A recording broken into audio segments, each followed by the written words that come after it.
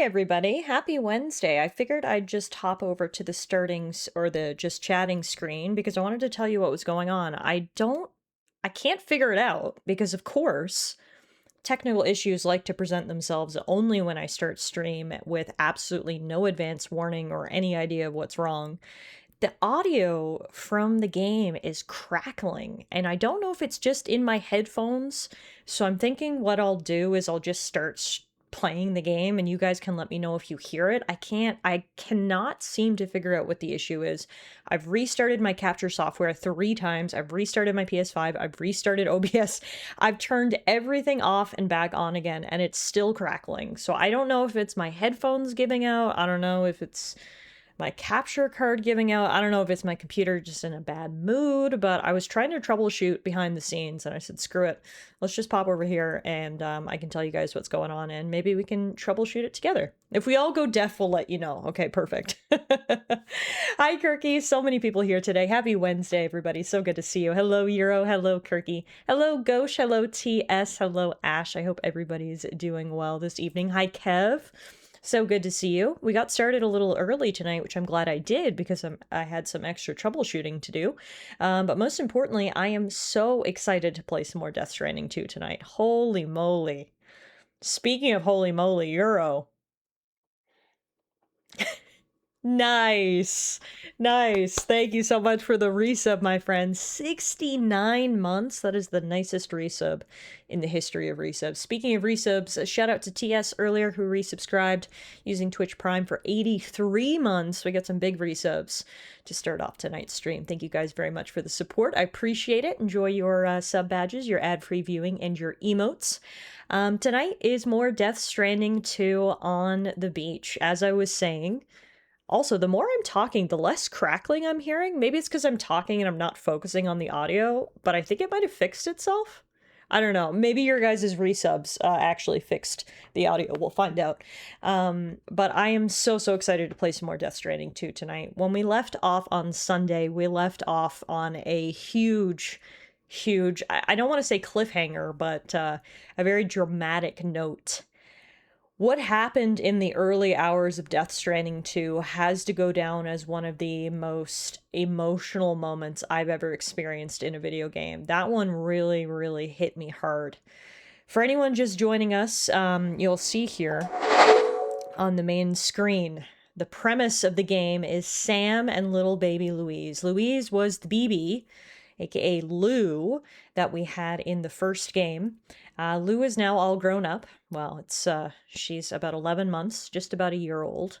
And the whole beginning of the game was basically Sam being a dad, going out on adventures, being happy to return home to Lou. And then something very shocking happened just before Sam was able to get home to visit baby Lou again. His home was attacked by unknown assailants, and Lou died as a result. And I was trying to explain it to Alana. I don't think I felt such a visceral gut punch in a game like that since The Last of Us Part 2, and we all know what happened in The Last of Us Part 2. Honestly, I was feeling pretty hopeless and defeated after everything that happened on Sunday. If Kojima, really wanted to shock us and make us feel things, then he did it. He succeeded. That was hard. And I think the part that was hardest was not only did Lou die, but it was Sam's reaction afterwards. Sam, as we know, is a repatriate, so he's essentially immortal, and he was consumed with so much pain after losing his child, as you would expect. He just kept trying to shoot himself in the head, which I laugh to say it because I don't know how else to handle that. He literally just kept trying to kill himself over and over again, and it was just, oh my god, it was absolutely heartbreaking. Eventually, Fragile comes by and says, look, you can't live like this, and she has dragged him out now on a new mission. Now, the weirdest part is that Sam can still see Lou. After Lou died, he had some sort of weird vision where he thinks Sam is the BB back in his pod. No one else can see a BB in his pod. They all think Sam is just a little delusional from his traumatic experience, which is like fair enough. But Sam's like, all right, Lou, we're going on another adventure. And everyone's like, yeah, Sam, you go on an adventure with Lou, right? Everyone, wink, wink, nudge, nudge. Now, the thing is, if there's any game that's going to have some sort of plot twist or some sort of ability to bring a child back from the dead, it's this one. I mean, Lou has already come back from the dead once, if you remember, at the end of the first Death Stranding. So I've got a feeling that Lou is not actually dead, and it's kind of that hope that's gotten me through the last couple of days.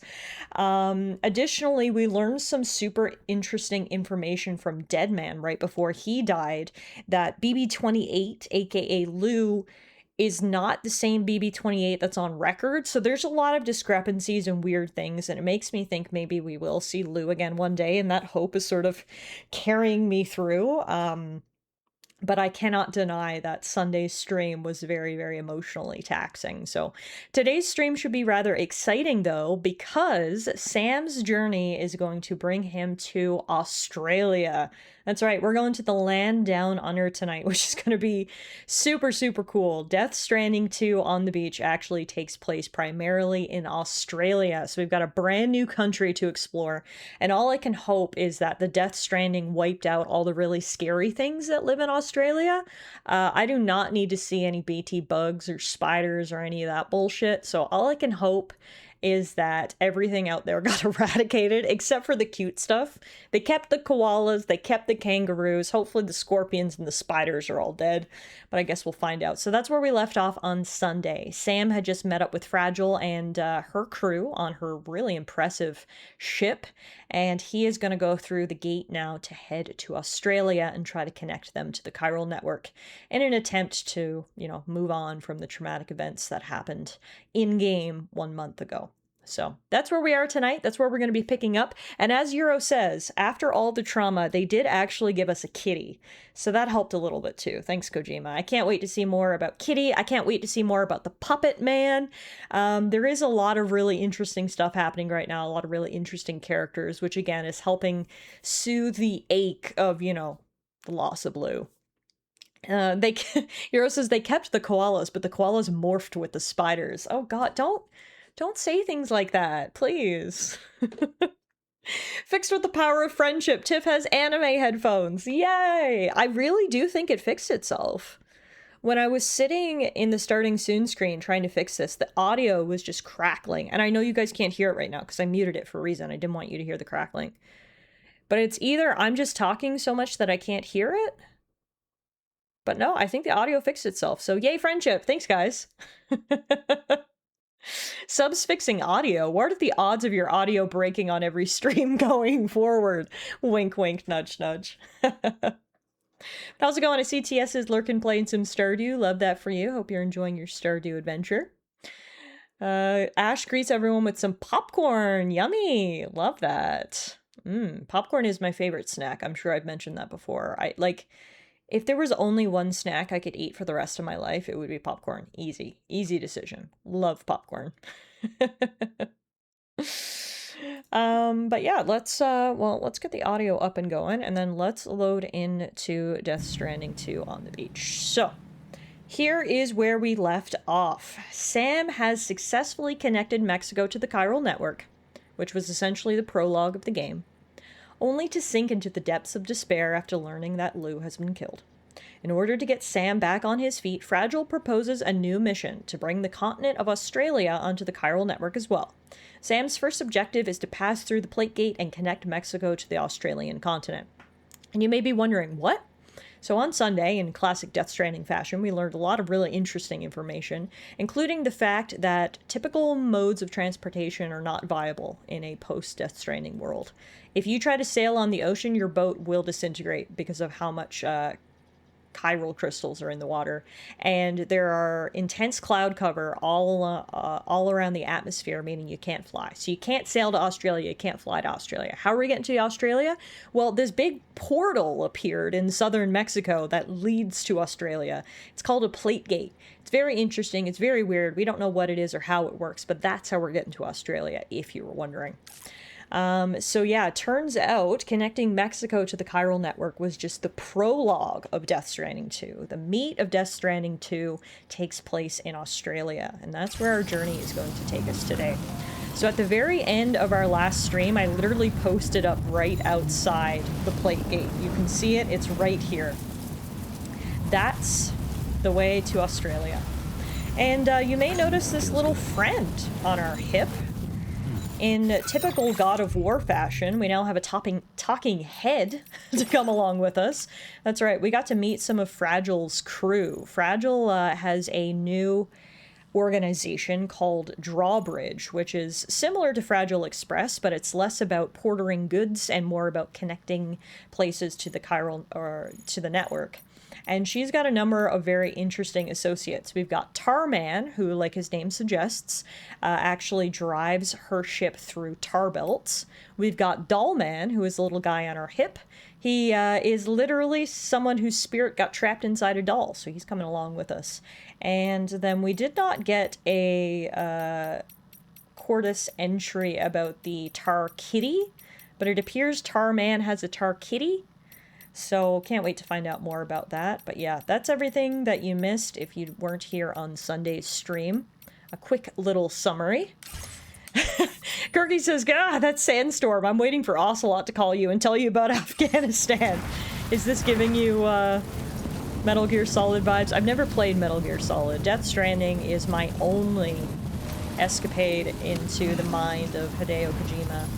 So I don't have any references. I know the names, I know Ocelot, I know Solid Snake, I know all that good stuff, but I've never actually played any Metal Gear Solid games. Hey, Mirka, Meowdy, welcome on in. You arrived just in time. Just giving everyone a bit of a recap about where we left off on Sunday. And now, without further ado, I think it's about time for us to go to Australia, don't you think? I'm ready to go to a land down under. Pass through the plate gate. It's time for us to travel to another continent through the power of plate gate transportation.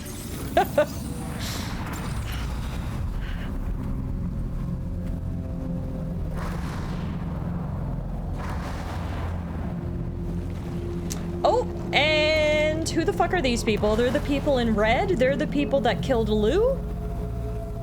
People in mysterious red robes are the ones that killed Lou.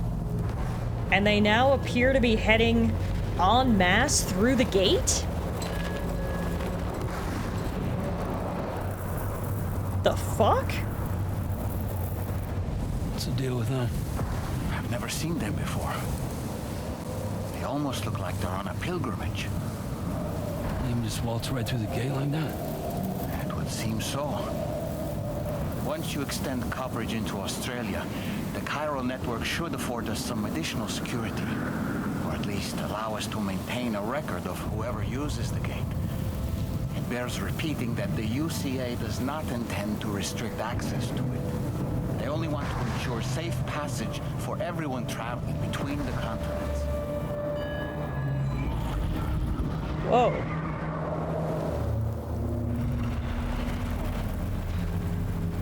Brace yourself, Sarah. It's a gatequake. Oh, and a big one at that.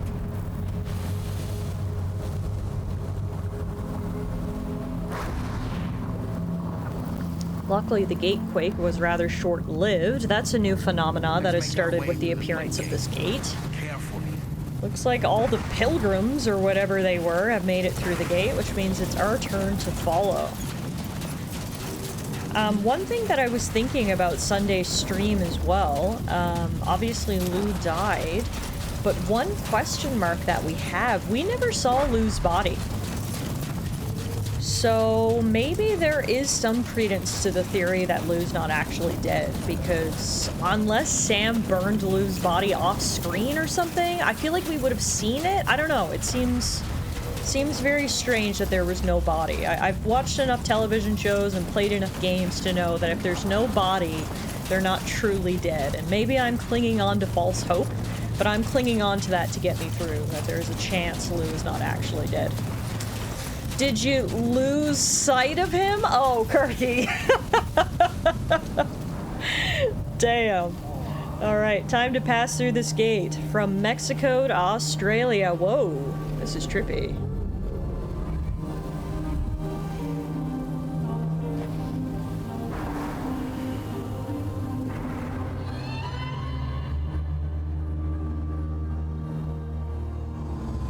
Whoa.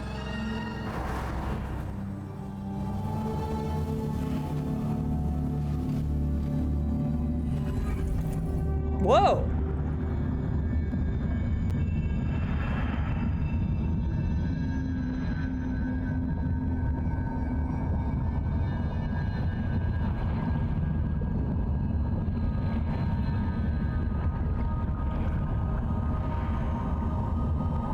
Not sure what's happening here. We stepped through the plate gate and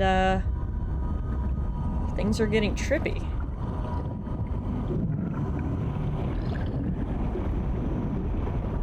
We're in like a psychedelic aquarium. Whoa. Hello, Mr. Whale.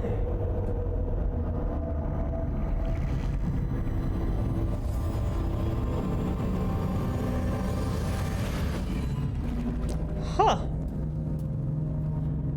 And there you have it. We step out the other side. Is this Australia? A strange place, if ever I've seen one.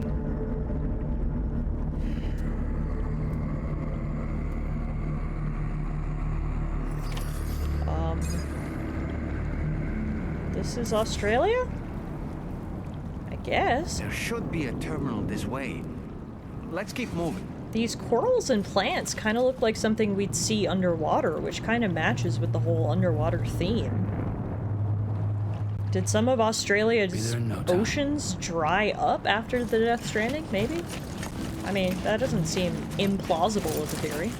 There's a lot of tar here, which I do not want to step in unless we have to, so let's take the long way around. Also, hi, Beast! Hero says that was something I thought then too about Lou's body. I just thought I might have missed it though. Yeah, and I mean, it very well something could have happened off screen, and maybe Fragile took Lou's body because Sam was, you know, falling into the depths of despair, but it is sort of a plot hole that we never did see what happened to Lou, so again, it's just a strand of hope that I'm hanging on to, I think. Alright, I avoided the tar, and now it looks like we're coming up on some sort of terminal. This must be our first step to activate the chiral network in Australia. Here it is, connect the Cupid and bring this facility onto the network.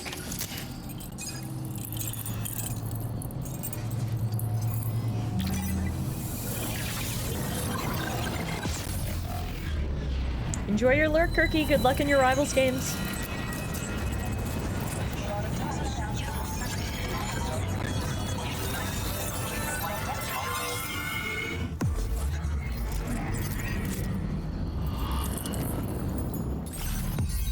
Alrighty, so it looks like we arrived to Australia in the southwestern part of the island. I'll be the first to admit, I don't know much about Australia in terms of its geography. I know that the main cities are in the southeast. That's where Sydney is, I believe, unless I'm incorrect. So I think we're sort of in the more rural part of Australia connecting here. And presumably we're just going to have to journey right across the country and connect it all up. So this should be pretty fun.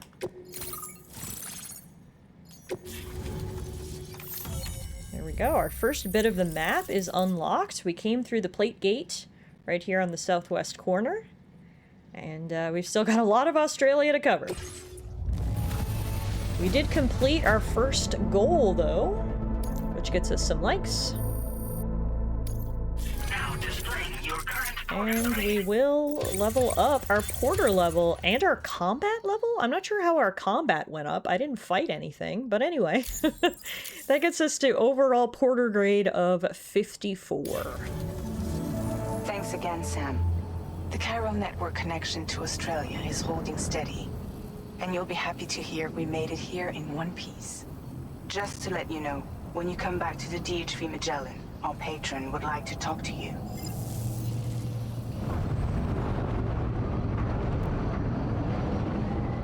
Ah, the Magellan made it over here to Australia as well. So that is Fragile's ship, and it travels through tar. It apparently has a mysterious patron that Fragile's never met before, who pays for all this high-tech equipment. And I guess now we're gonna head over to the Magellan and check in. Get our first little glimpse of Australia, though. I guess this place isn't super rural, because there looks to be a city right over there, so that's interesting. Don't worry, you got this. Beast says, fun fact, the most venomous snake on Earth is in Australia. I was saying earlier that I hope post-Death Stranding, everything that lived in Australia in terms of, like, spiders and snakes and bugs, they all died, and the only things that are left are the cute things you'd find in Australia, like koalas and kangaroos. A girl can dream, right? Also, hi everybody, happy Wednesday! Thank you so much for stopping by. I kind of hopped right into stream here today, but just want to say hello. I hope everybody's week is going well so far. Anybody up to anything interesting this week? Any news to report since I saw you last?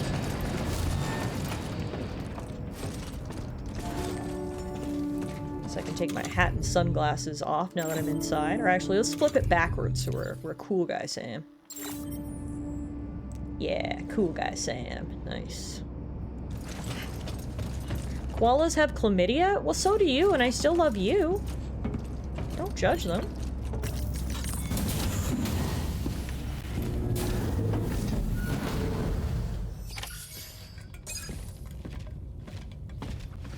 Thank you, Sam.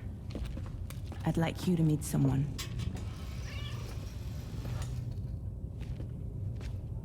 Are mysterious benefactors in this hole?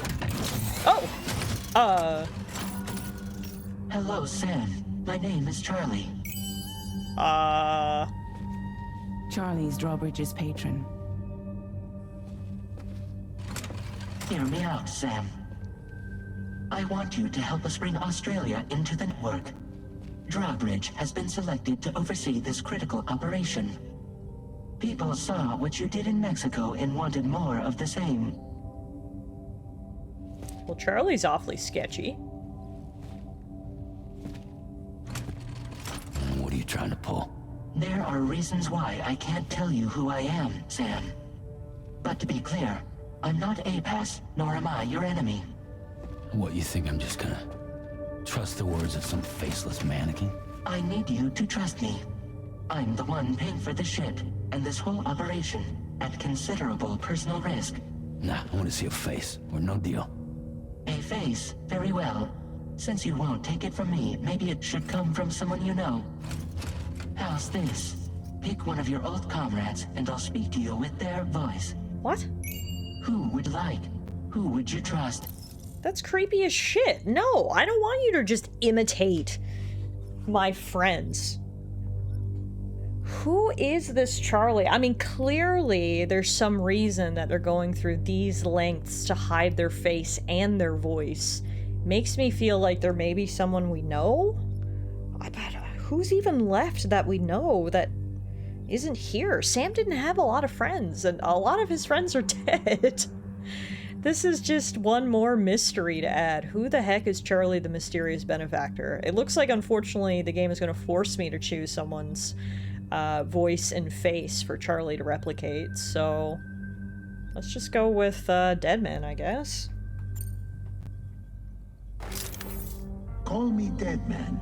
I'm well acquainted with the dead. That's creepy. Yep. Last I heard, he took a one-way trip to the beach. Seems a little soon, don't you think? The creepy little smile. Okay, we have to go through every one? Sam, it's Hartman. So creepy. No point. The man himself will be joining you on site in Australia. Wait, what? Oh. Okay. Apparently we're gonna see Hartman sometime soon. What about Die Hardman? Former President Die Hardman. Sam, this is Die Hardman. Apparently he's not president anymore. All right. pulling up his profile from the database. How about now, Sam? Feeling This is more at even ease already, I'm creepier, sure. honestly. You tell me, old buddy, if this is a UCA sanctioned op, who knows about it? You misunderstand. Then again, there's a lot I still haven't explained to you, isn't there? I think it's time a certain someone made an appearance. I'd like you to meet the president. Oh. The new president? The guy who took over after Die Hardman? Not precisely. The UCA doesn't have a presidential system anymore. 00. Die Hardman was the first and only president, making it one of the shortest-lived single executive administrations in history. One can only guess what he felt about it. Previously, the president was subject to the will of the people via popular vote every 4 years. APAS, however, is far more efficient. It can ascertain public opinion in real time and thereby determine the appropriate course of action. This led to the adoption of a new model. President guy? You just told me he isn't really the president. He is not the president of the UCA. Rather, he serves as the president of APAC. APAC is a privately owned corporation responsible for the operation and oversight of APAS, a service provider to which we may delegate day-to-day governance. Oh. Great. So we're being overtaken by corpos. Got it. And looks like he's here with us. Hello. Your performance president. in Mexico was exemplary. We cannot thank you enough. Well done. Truly. I firmly believe that the only ones capable of expanding the network into Australia are those who helped establish it here at home. That means you, Sam. And you too, Fragile. APAS has determined that you have the highest probability of success in this endeavor. APAS and the chiral network are all built on UCA tech. If you expand their reach beyond our borders, then you're expanding their influence as well, aren't you? A valid concern. But it wasn't the UCA that made the final decision. It was APAC, a private corporation.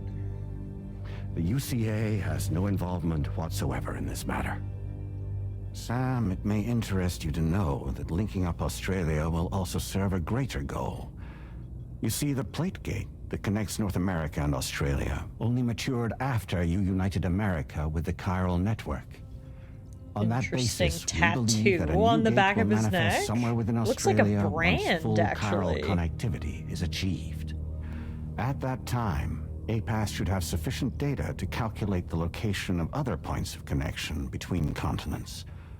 With this information, APAS can then proceed to extrapolate the positions of these landmasses. In other words, this mission is not just about linking up a single continent. By connecting Australia, we will be one step closer to reclaiming a pre-Death Stranding world where everyone is part of a greater whole. I Ew, hope my what is that answer little alleviates your crab concern thing somewhat. on him? Guess so. And why doesn't he care? Tell me, though. Who's Charlie to you? He may speak for me as necessary to ensure the operation proceeds according to plan. Our corporation, however, will calculate what factors are essential for your success and will provide you with direct support. Welcome aboard, Sam. Charlie, we'll take it from here. Huh. There's a lot to unpack here. It will be your job to travel the continent and connect the people, Sam. But know that everyone on this ship is ready and eager to back you up. You won't be on your own this time. Just a So, mysterious hallucination you're of my gonna do it? sister holding my child. No big deal.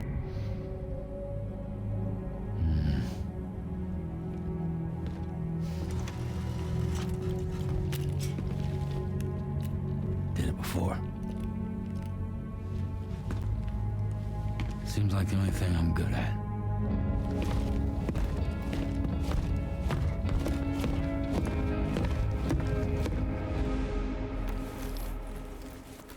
So again, a lot to unpack there. We still don't know the identity of the mysterious benefactor who's funding all this. It appears that the government has basically been elbowed out and replaced by this corporation instead. It wants to connect Australia, not just to get Australia connected, but essentially because in doing so, it's going to open up plate gates to other parts of the world. So Australia is really just a stepping stone. There's definitely a lot of politicking going on behind the scenes, and Sam's just kind of in the middle of it, but Did you manage to get some sleep, Sam? not much else we can do right now. To go over the details of the request that Drawbridge has agreed to handle. Access the DHV Magellan's delivery terminal when you're ready to proceed. Okay, we got a ton of new corpus entries. Supplied with the Drawbridge crew hat. A hat? Try it on for size.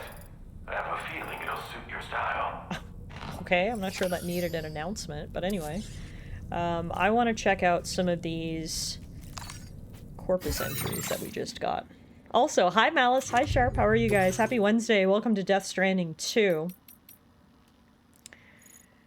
So yeah, Die Harmon is no longer the president, and apparently he resigned as a direct result of the UCA's abolition of its presidential system. It was decided that rather than relying on a nationally elected official through voting, combining APAS technology with the chiral network would allow the UCA to reflect the will of its people in real time, fairly and effectively. And so Die Harmon became the UCA's first and last president. Currently, the UCA delegates its national affairs through APAC. So the TLDR is a corporation took over the government. You don't have to read between the lines. You don't have to squint too hard to see what happened. This corporation came along and elbowed the government out of the way. And they are effectively, the president of the corporation is effectively the president of the United States now. Which, I mean, isn't too far from the realm of reality, unfortunately. Charlie, the mysterious benefactor.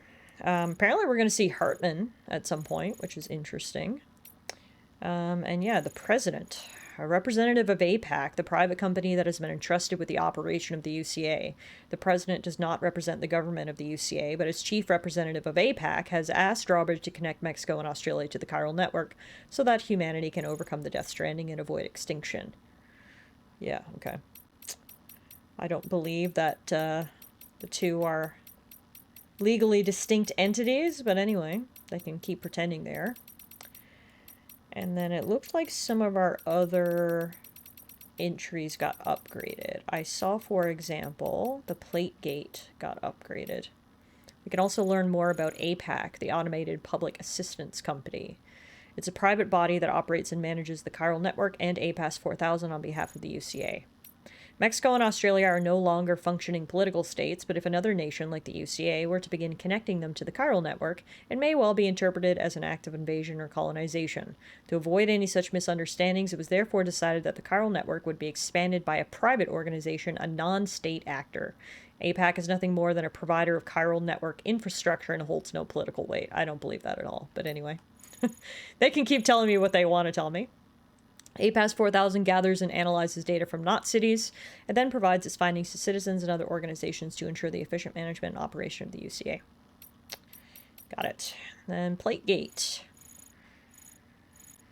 The President has explained that Sam's current mission is to connect Australia to the chiral network with the aim of discovering new plate gates. The maturation of the gate connecting North America and Australia only occurred after the UCA was fully connected to the chiral network. This suggests that gate materialization is tied to the strength of a given area's link to the beach. Therefore, achieving full chiral connectivity in Australia may likely cause another plate gate to appear somewhere within its borders, setting us up for Death Stranding 3, Canada. And then Australia. The Death Stranding brought about the destruction of Australia in much the same way as it did the USA and Mexico. Survivors lie scattered across a handful of cities, separated and isolated from each other. Sam's current mission is to connect the Australian continent to the chiral network, but neither he nor Drawbridge have been asked to rebuild the nation. For the UCA, the reconstruction of the Australian nation should be left to the will of its people. The private organization known as APAC is simply providing the infrastructure to establish the chiral network.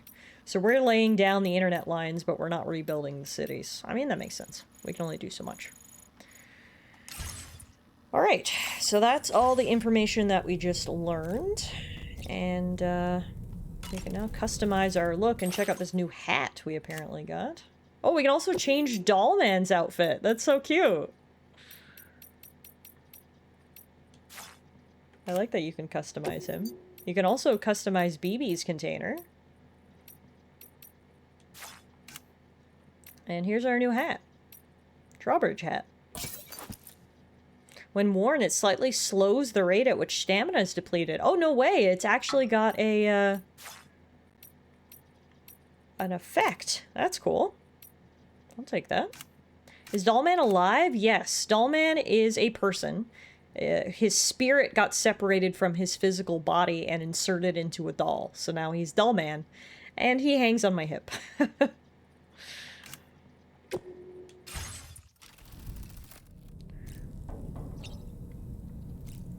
Alrighty. I guess we're ready to really head out into Australia now. So let's go do it.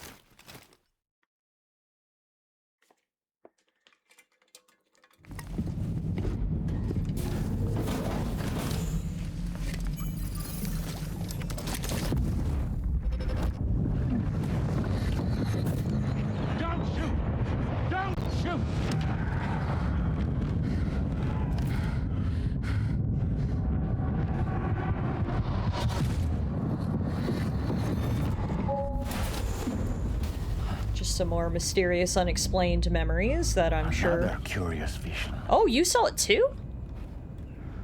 I'm sure we'll make sense of it later, but for now, we'll just move on.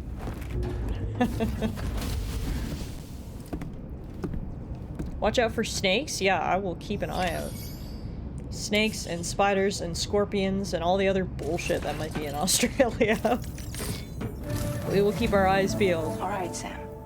Let me give you a rundown of your new job. The big one. It's the same deal as America.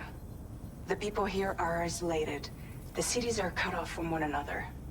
And so, to bring all of Australia into the chiral network, we want you to cross the continent and link up key locations using your Cupid. To begin with, you'll connect several facilities in sequence on your way to the closest city to here, West Fort Knott. Charlie will brief you on the order that will take you to the first facility. Your first destination is home to what they're calling the government. They seek to establish a new administration to fill the void left by Australia's collapse. As the concept of formal governance is a distant memory to most, they opted for a simple name. These people are currently suffering from the effects of severe chiral contamination. But with UCA technology, they should be able to make a full recovery. The cargo you'll be entrusted with contains everything they need for their treatment. If we can deliver it and earn their trust, they should be amenable to joining the chiral network. Needless to say, it's their business to know the current lay of the land. And we would benefit from their support. We're already seeing anomalous chiralium readings throughout Australia. There's even a BT area not far from where we are now. A BB pod should allow you to use your Ultra deck to ascertain the location of BTs, but it's unclear if that pod will function correctly at this time. Proceed with the utmost caution. Okay, so it's a bit of a you scratch my back, Charlie I may scratch be your our back patron, situation with the but government he likes here. to get his hands dirty whenever he can. He's been an excellent advisor to us as well. I say this to assure you that any instructions Charlie gives have been discussed with and approved by me. All right, let's get to it. Review the details of the main order on the delivery terminal. Fragile may trust Charlie, but I certainly do not. Anywho. Dollman's frame rate is different? Yeah, it's pretty cool actually. He's kind of got like a stop motion frame rate. It's kind of cool. I don't think Dollman saw the vision. I think he just saw your tweaking. Okay, yeah, that's fair. That could be it. So we got our very first order here in Australia. We need to deliver the chiral decontaminator to the government space.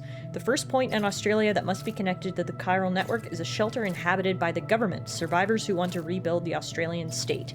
Their shelter is currently suffering from chiral contamination. Deliver this chiral decontaminator to help. Updating with new data supplied by Drawbridge from outside chiral network coverage. Okay, so we need to draw our route. What's here, though? There's a BT area north of the plate gate. So if I just do like a straight shot to the government space, we're gonna go right through that BT area. So I think instead, apparently there's a beautiful photo spot over here. So why don't we take the long way to the government space, the scenic route, so we can stop at that photo spot and avoid the BTs. Let's draw our route. So our first stop will be right here. And then we'll come up this way, and we'll go up and end at the government base. Delivery route finalized. So our distance we've got to cover is almost 1,500 meters with varying levels of elevation. Once we get down to the river, though, it's pretty flat from there, so it shouldn't be too bad. Alrighty. I think we're good. So, we need to carry this chiral decontaminator with us, which weighs 52 kilograms. Holy crap. Glad I'm not carrying that. Sam, this is Charlie. APAS has been analyzing your actions so far, and it seems it's added some new upgrades tailored to your preferred way of working. It's my understanding that additional servers are currently being installed on several beaches, which should result in a marked increase in APAS's processing power.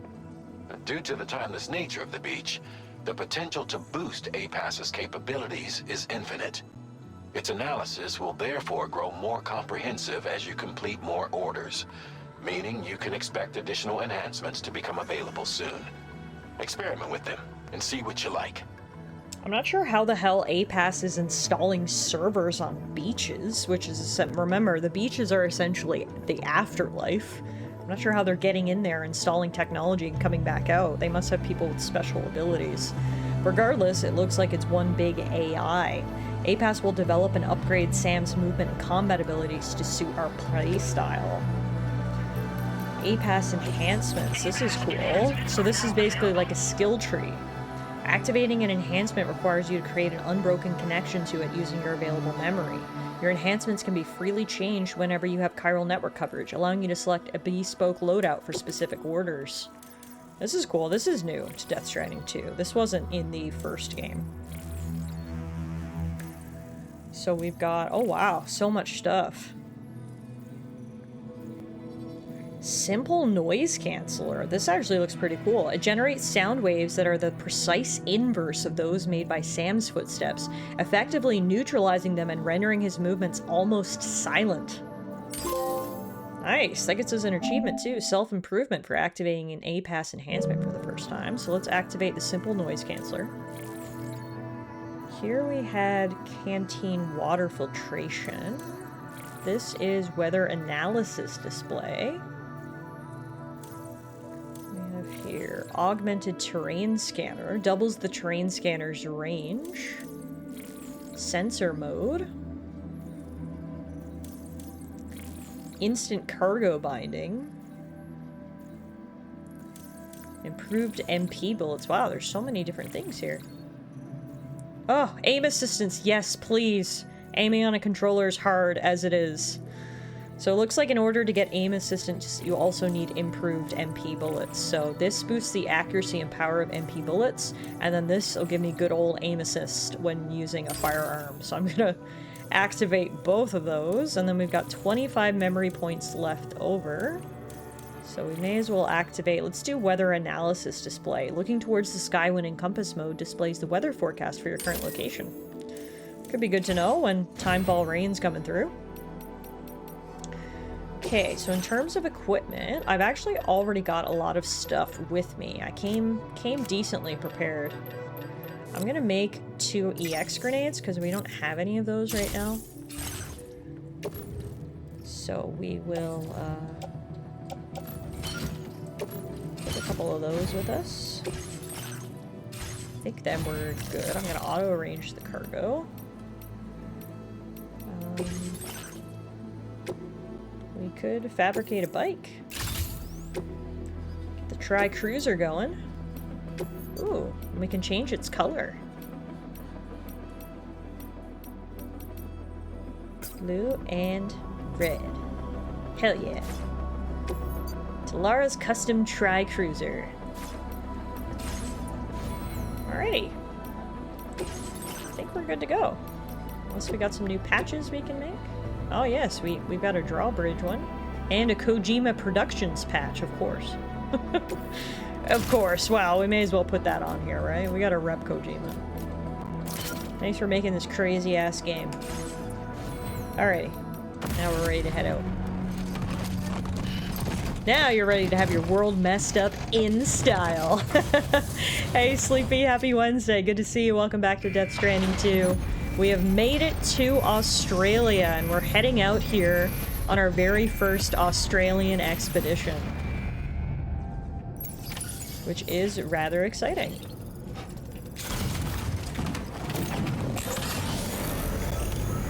We are carrying 85 kilograms of goods, so that's why it's nice that we've got a bike. Alright, I was trying to think earlier, can you guys think of any other video game that's set in Australia? Like, I feel like this is a very unique setting for a video game. I've obviously never been to Australia in real life, and yeah, I don't think I've ever played a game that's set in Australia, so this feels like very new to me, you know? Alright, it's immediately starting to rain as we head out, but holy moly. Right away, this place is stunningly beautiful. Uncharted, the side game with Chloe and the chick. Oh, I didn't play that one. I didn't play that, that side game. But yeah, Australia seems like a new setting for a video game, so for me it's kind of exciting. Am I stuck? What's happening? The fuck? I don't know what's happening. No, seriously, what is happening? I think there's just a lot of chiral contamination here. There shouldn't be any BTs. The BTs are that way. Unless they're this way, too. Even games made in Australia aren't set in Australia. Yeah, exactly. What is happening?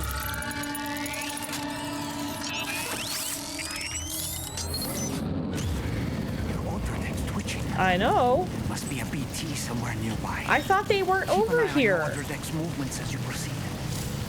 The Audra deck detects BTs. The Audra deck will point at the BT closest to your location and give an indication of approximate distance. Be very careful when the Audra deck starts to spin rapidly. Well, it's not really spinning right now, so I'm just gonna keep moving. It looks like it's pointing that way, and I'm going this way, so I'm just gonna get the hell away from it.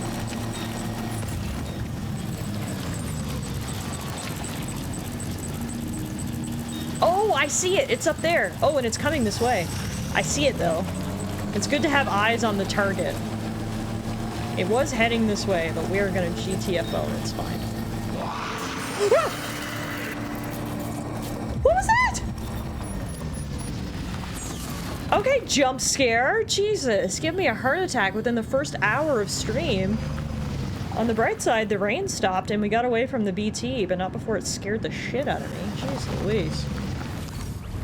It's surprising because Australia is filled with dangerous monsters, perfect for a video game setting. Yeah, you're absolutely right. Why aren't there more video games in Australia? Maybe Kojima will start a trend here.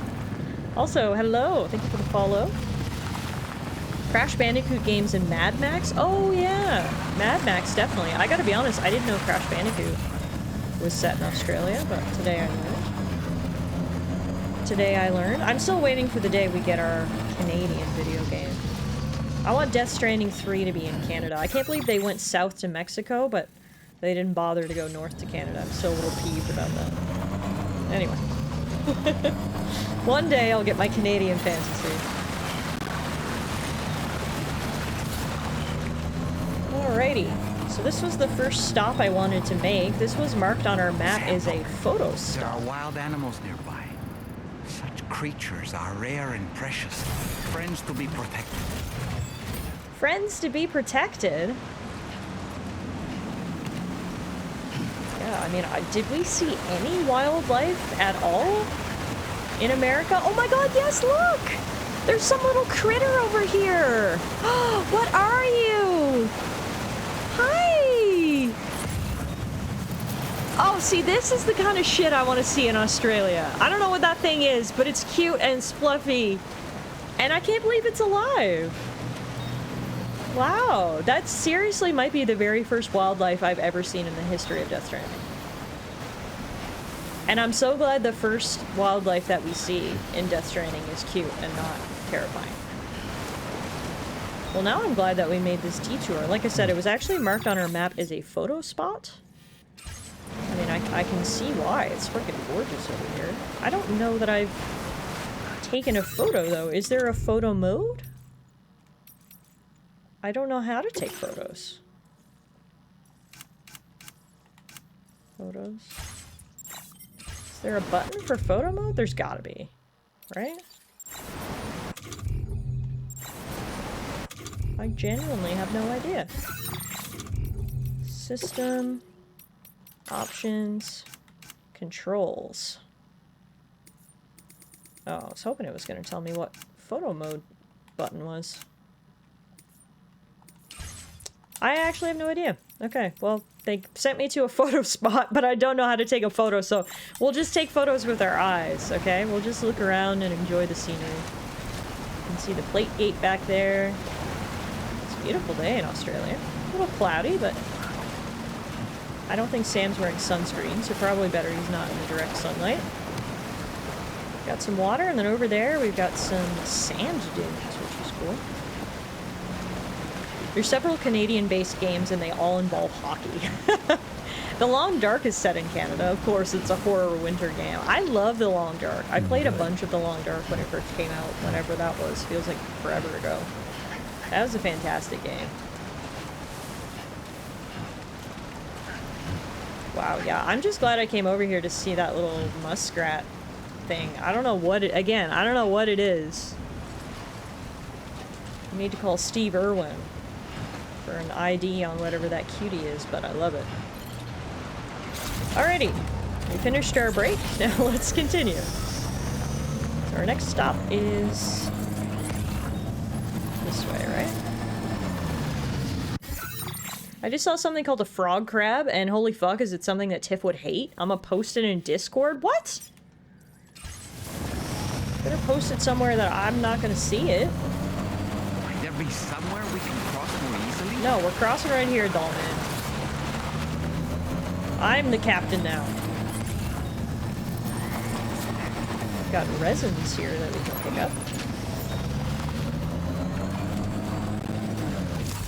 Sandalweed. It can serve as temporary footwear in an emergency. Oh wow, its name is very literal. Sandalweed can be used as sandals. Noted. It's pretty barren out here, isn't it? But I can't tell if that's as a result of the Death Stranding or if this is just how rural Australia looks like at baseline, you know? Like, is this odd or is this just status quo for Australia?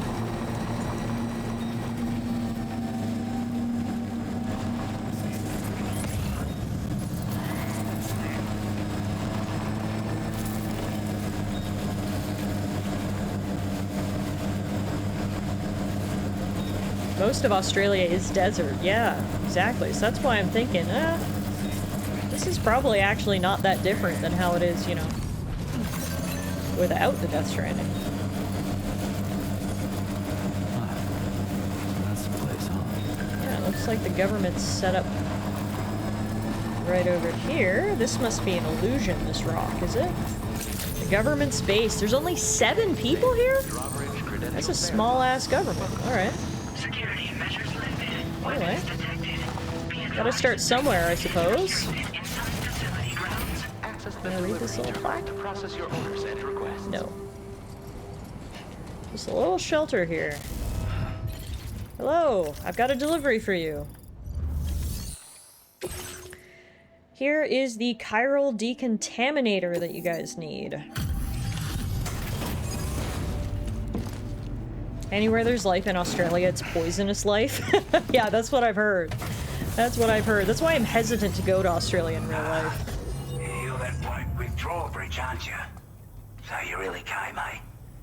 Cut straight through BT territory just to bring us our cargo. We got our first taste of Australian accents here, guys. Waiting a long time for someone like you to show up. Let's see how well you were able to handle our delivery. Do not ask me to do an Australian accent. Australian accents are hard. Absolutely flawless. Thank you. You're very welcome. Like everyone says. You're a man people can count on. My goodness, old Oz, you're buttering me up here. Already put that decontamination unit to good use. The chiralium levels had really gotten out of hand, so you couldn't have come at a better time. Thanks. Anyway, go ahead and connect us with that Cupid or whatever it is. Just say mate at the end of every sentence. And start saying words like Barbie. I can't tell it's Australian with that clanker-ass filter on. We're gonna clear up that clanker now. That filter, rather.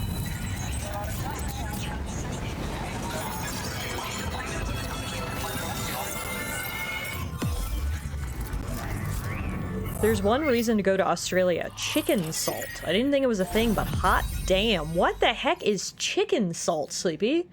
Is it salt made out of chickens? Is it chicken-flavored salt? Please give me more information. Alright, the government's base has been connected to the chiral network, starting the coverage across Australia. And now we can see old Oz. Get rid of the, what was it Beast called it? Clanker-ass filter? Ooh, because chiral network coverage has expanded, we have been given access to the Bola gun. A weapon that fires strands to bind targets, rendering them immobile. Effective against BTs and human enemies wearing any type of armor.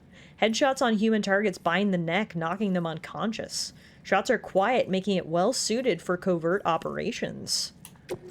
I like the look of that. We've also got a firmware update motion scanner. It adds a motion scanning function to our Audra deck. Additionally, another new firmware update brings us backpack attachments. And, APAS enhancement memory upgrade goes up by 20. Now displaying your current Porter grade. Nice. Our stealth went up, because we avoided combat against the BTs. A chiral communications transmission. With this network at our disposal, we might be able to make our dream a reality. We want to build a world where even the weakest among us have a chance. A world where people come together to stand against those who embrace violence. Ever since the Death Stranding, this continent has been afflicted by terrible environmental changes. It was bad enough, but out of nowhere, the anomalies became a hell of a lot more dramatic. Skyrocketing levels of chiral contamination. Those bloody watcher things coming out of the woodwork. Didn't realize it at the time, but the escalation of all this insanity coincided with the UCA's connection to the network and the appearance of Plategate. The chiral network is causing instability beyond the reach of its coverage, which means the only way to fix it is to link up all of Australia. At least, that's what we here believe. To support your efforts, we've shared the data we have about the continent with your people, information about the brigands and so on. Use it to the best of your ability. Not the brigands. Why does this guy only have half a pair of sunglasses? Why does he have sunglasses on the right and regular glasses on the left? Is this like a trend in post-apocalyptic Australia? I don't know. Chicken salt is kind of a more savory salt. I've had it on my fries. I just looked it up. It's a basic blend of seasonings, but with dehydrated chicken stock or dried chicken skin. So salt, onion, garlic, and paprika. Interesting. Sounds like it could be yummy. Kirky says, oh no, I may have to spend money on a skin. What skin are you looking at, Kirky? Hope Rivals games are going good this evening. What's the situation here in Australia, Mr. Oz? We're not doing any better than the UCA or Mexico, I'm afraid. It's because he's blind in one eye? Is that why people do that? They have one dark glass? We've been seeing all over lately. The brigands have been trying to bring us to heel and are a right pain in the ass. They've got an irrational enmity for new tech like the chiral network, you see. They've also been seeing major earthquakes all over the continent, as well as devastating floods due to heavy timefall. You can have your work cut out for you while you're down under, that's for sure. Perfect. We love earthquakes, bandits, and timefall. The chiral contamination was pretty bad here, huh? Due to our proximity to a BT area, this shelter was subject to significant chiral contamination. Said area has also been the source of a new type of BT. Unlike the usual sort, these ones are able to see us. Clear as day. As such, we've taken to calling the buggers Watchers. And they're every bit as dangerous as any other BT. You're gonna want to steer clear at all costs. That must have been the one that we drove by, because it really did seem like he could see me, so... I took your advice, Oz. I avoided him at all costs. What's the data that you shared? Take the bowler gun, for example. With our data, we were able to improve and refine the design of the APAC standard issue model. You can charge it now to fire projectiles with a narrower spread. Perfect for taking down hard-to-reach targets with precision. And then, there's backpack customization. We've developed a number of unique attachments that can be equipped to the pack you're currently carrying. Stuff I guarantee will give you an edge in a fight. You might consider bringing this gear with you when you're prepping for your next run. Oh, and last but not least, we patched through an Odradek update that allows its sensor to pick up living beings and other entities. It's an improvement that builds on the sensor's existing functionality. Anything it detects will be visible to you as a silhouette for a brief time. I'm sure it'll come in handy down the road. Sounds like it's all gonna come in handy. Thanks, sir. Old Oz? You mean the wizard? This is where he's been this whole time, hanging out in Australia. It could also be that he has a lazy eye, or he's partially blind in that eye, so you can wear glasses and an eye patch at the same time. Well, today I learned that the one dark, one light lens is not a fashion statement, so apologies to old Oz, although you do look fabulous. I love your pocket square. I'd best push on, though. Before I forget, there's a request I wanted to send your way. I know you're eager to hit the road and make progress, but I promise you, this is more than worth the trouble.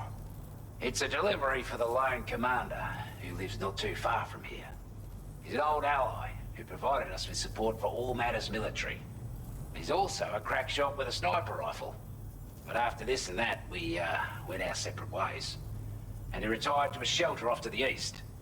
Can be a hard man to please, but if we could enlist his help again, I'm sure he'd provide us with all kinds of useful information. Data and schematics that might prove invaluable for your work. Especially if you're the type who likes to fight first and ask questions later.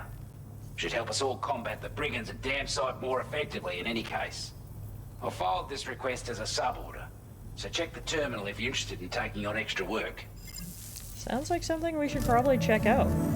That was excellent work, Sam.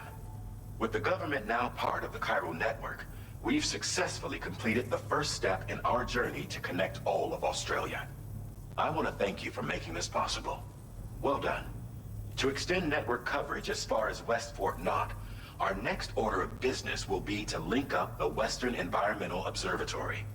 The associated order is ready for you. This one may well place you in considerable danger, so be sure to take extra care when selecting your equipment. Access the delivery terminal here to pick up this main order and get underway. You're not going to tell me why it would place me in considerable danger. Are we talking bandits? Are we talking BTs? Are we talking both? I don't know. Anyway, take on orders. So a new sub-order is now available for us. Sub-orders are additional requests from local residents. They do not have to be completed, but completing them does bring benefits. AKA, they're side quests. God knows I love side quests. The government has introduced you to a prepper known as the Lone Commander. He should have useful combat expertise to share with you. If you deliver the dismantled rifle to his shelter, he may be inclined to cooperate with you. Well, why not? Unfortunately, we are going to have to go through a BT area to get to the Lone Commander, so that's going to be difficult. There's a BT area west of the Lone Commander. It's shrouded in red mist and packed with huge rocks, some of which are taller than a fully extended ladder. These make for a landscape that is difficult to navigate and easy to become lost in. Wow, okay. This should be easy. Commencing route creation. Delivery route finalized. Okay. This cargo has been designated breakable.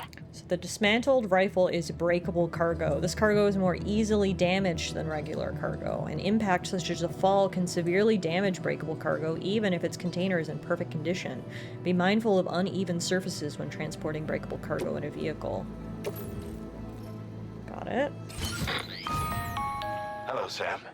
This is Charlie. To aid you in your future orders, we prepared porter suits with camo patterns tailor-made for the Australian environment. We've also provided you with a new basic porter suit with customizable colors. Moving forward, I imagine you'll want to adjust your appearance based on the terrain and your personal preferences at the time. Try experimenting with your options. Customizable cosmetic options? Sign me the fuck up. I also want to check out our new backpack customizations. So we've got new components now. Oh, nice. Okay, this is actually great. We can do a grenade pouch. Pouch that can store a single thrown weapon, protecting it from timefall. Using a grenade pouch saves you having to carry thrown weapons as cargo, clearing space from your backpack and suit. That's sick. We will definitely be getting one of those. Then we can also make a spare ammo container. Additional ammunition storage that increases the amount of ammo Sam can carry for all his weapons. We'll also be getting one of those. And then we also have a back protector. Armor that protects Sam's back from gunfire. It will shatter after taking enough damage. Okay, I've got to rejig some of my stuff here. I don't think I can equip all this stuff at once. Oh, I can rotate it. I was gonna say, there's gotta be some way that I can make all of this work.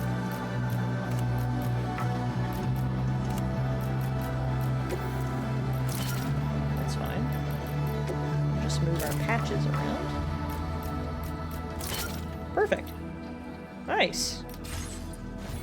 Alright, then let's look at customizing our look. So we've got our normal suit. We've got our black camo, and then we've got desert yellow, a suit designed specifically for making deliveries. It'll camouflage you in rocky or sandy environments, which will probably come in handy right about now. Alrighty. Let's auto-arrange our cargo. And then, I guess we're good to go. Actually, no, we're not good to go. I did want to make one of these bola guns.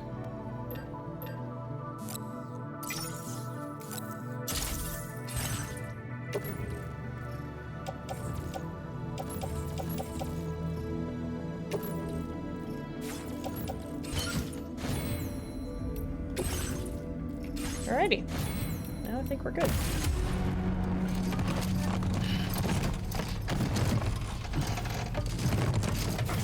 Dang, we got a lot of stuff. We're heading out fully stacked. We've got, how many kilograms of stuff? Still going up, still going up, still going up. 88 kilograms. Okay, luckily we do have the bike, which helps. The issue here is obviously, we've got to go through that BT zone, but we'll deal with that when we get to it. Sam, I can perform reconnaissance for you if you like. After all, there's no telling what might be waiting for us ahead. Using Dollman to survey an area. Hold right on the D-pad to open weapons tools and press X to equip Dollman. Once equipped, you can aim and throw. Toss Dollman into the air to get an aerial view of your surroundings. This can be useful for scoping out the local terrain and spotting enemy locations. What?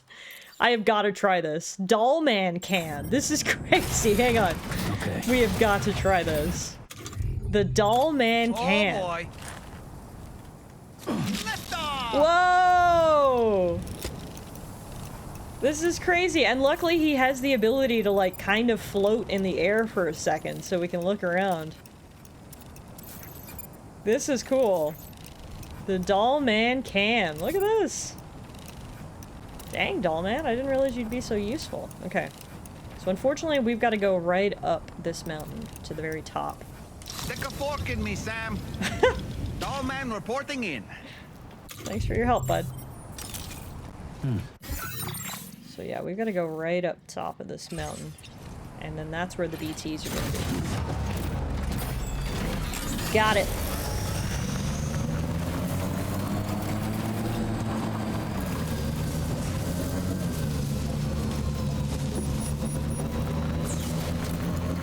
And it's raining. Great.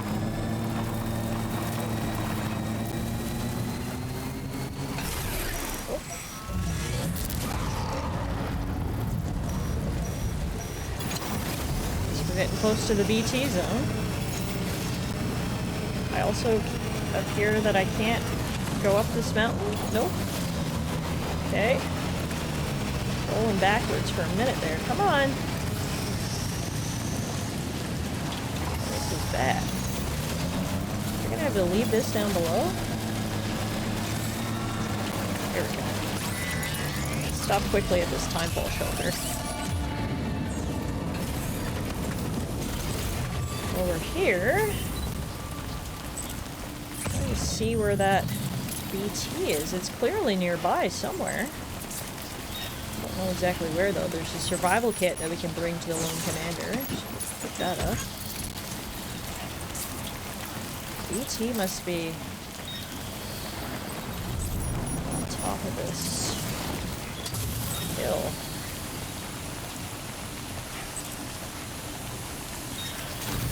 Alright, I guess we'll find out.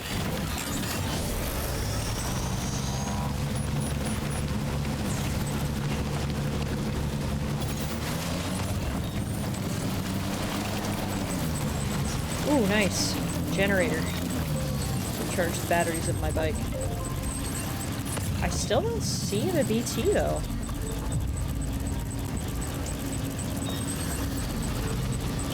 Oh, I see him. I see him, I see him. Hang on. I saw him. Is it worth, like, fighting him though, or should we just go right through? That's the question. I saw him floating just behind that rock. See, we're out in the time fall is the issue, so I can't really waste time because my cargo is gonna fall apart. So I think what I'm gonna do is I'm just gonna go.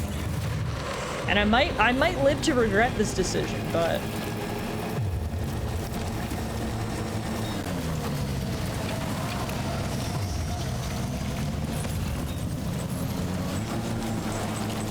Oh, I see another one. Okay, we're not going that way. Oh, and we're not going that way. Oh no. And I think my bike is stuck. Oh shit. Oh fuck. Ah. Okay. Go, Sam. Ah. Go, go, go, go, go. Oh, there's another one.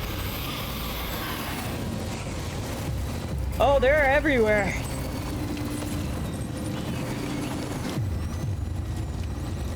Woo! Go, Sam!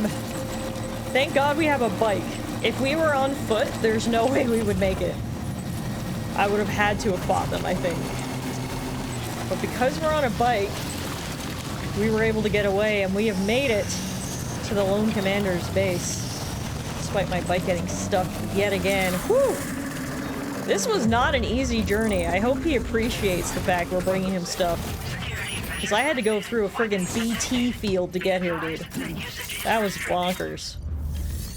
Alrighty. Luckily, en route, we also had a survival kit, so we can deliver him the dismantled rifle and the survival kit.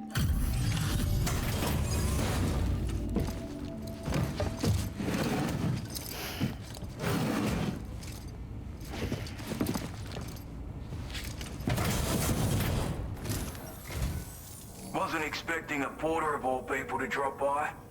Most folks would have had Buckley's chance of making it out this far. Betting it was the government that sent you my way. They've got an eye for talent.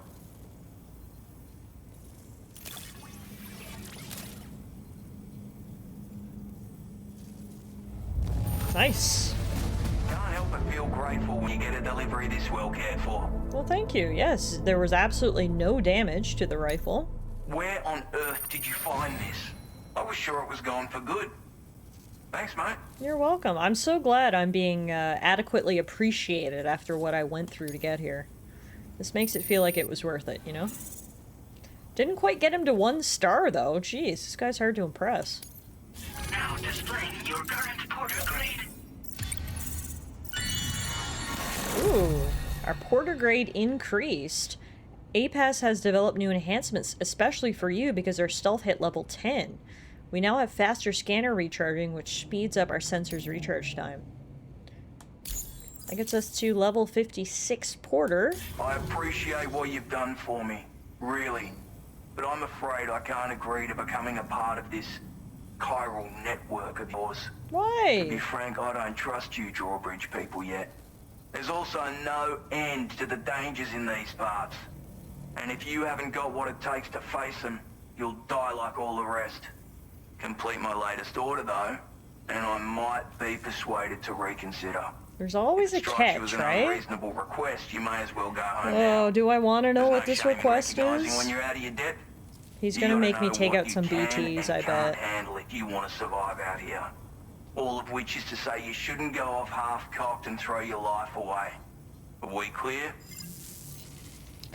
Well, this guy wasn't as easy as the government to get hooked up to the network, but I feel like if I've come all the way out here, geez, I want to finish the job. And yep, it does have something to do with the BT area. The lone commander remains somewhat suspicious of you. You need to prove yourself by fulfilling this order. Retrieve his treasured mementos from the BT area in order to earn his trust. Did he just put his treasured mementos out there for me to find? Oh, Jesus Christ. Okay, it's literally right on the edge of the BT area. Like I said, we came this far out here, so... may as well at least give it a shot. I might live to regret this, but we'll try. He is giving us some ladders and climbing anchors for the journey.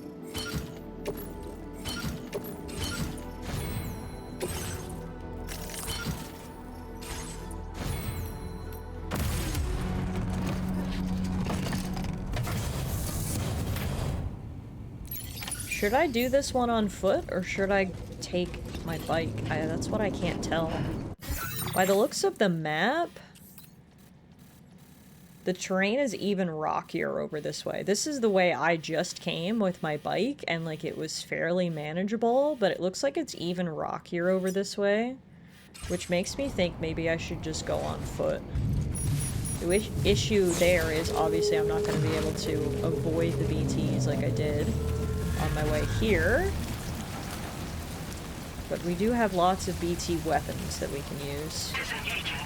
We'll see. I might regret this. But I'm gonna give it a try.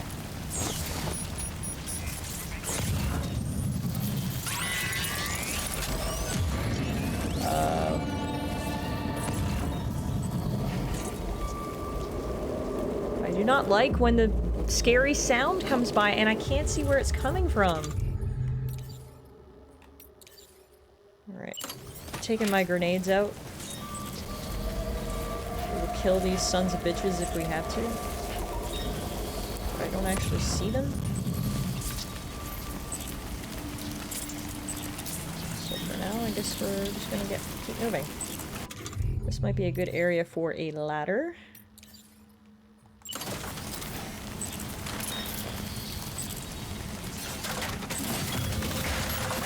If I can go in as straight a line as possible.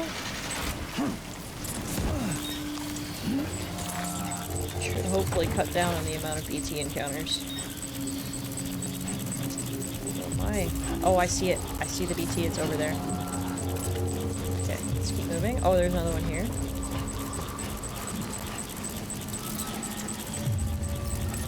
Jeez, and a big old gap. Okay. This is not easy.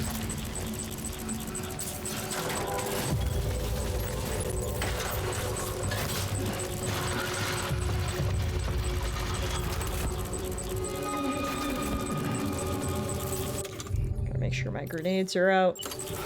I don't like the very ominous music that plays when we get near the BTs. That honestly makes everything worse.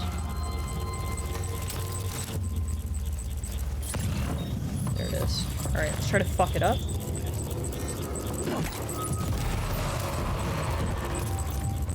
One grenade was not enough. 2 grenades were not enough. 3 grenades were not enough. Why are these things so strong? 4 grenades were not enough. Can I not kill you? No, 4 grenades were enough. It's dying. So the TLDR is these things are way stronger than the BTs we fought back in Mexico. Those ones I could literally one-hit KO with grenades. These ones take 4 hits.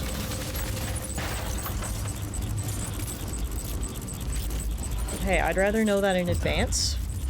He's so dead that he floats up into space, yeah. At least we know we can kill them. They are not immortal, and we know exactly how many hits we need. 4. There's another one over there. This place. God, this is not easy terrain to traverse. But yes, we love automated ladders. That seems a little bit easier for Sam. Oh, there's another one. Fuck. We're almost there, though. The cargo we need to get is literally right here. Here it is. Here it is. Right in the middle of this tar pit. Fantastic. Alright. Perfect. We got the mementos. All that remains now is to drop it off. Now we just gotta get back home. Great. Fan-fucking-tastic.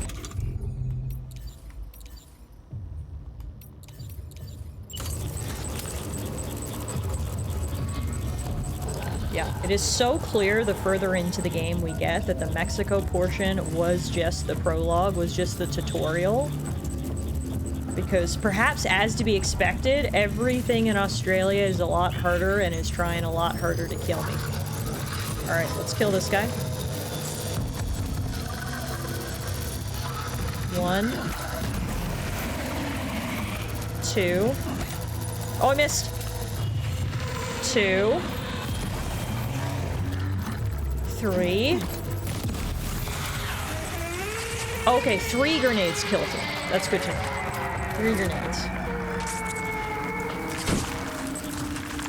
So dramatic. Holy moly. As Ash said, they're so dead that they float up into space. Okay. I'm gonna try to go back the way I came, because obviously I already have all the ladders placed.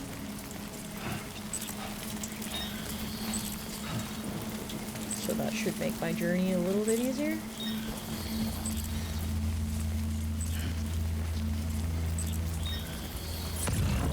Oh, there's another BT. I'll try to grab this cargo though. Nope.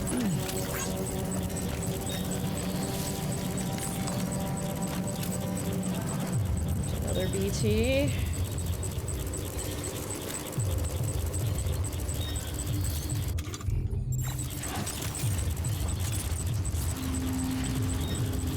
Up we go, up we go. There you are, a lifelike formed shade, minding your business before discount Amazon man throws high explosives at you.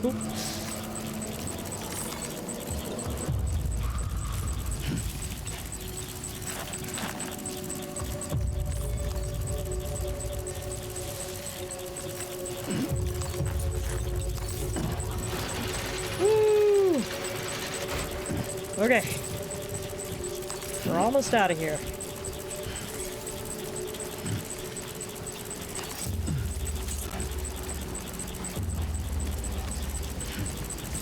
Unfortunately, I think I put that ladder a little bit too high for me to access again. Let's see. Ah! Nope, we can grab it. Nice. All these ladders I used came in handy for extraction purposes.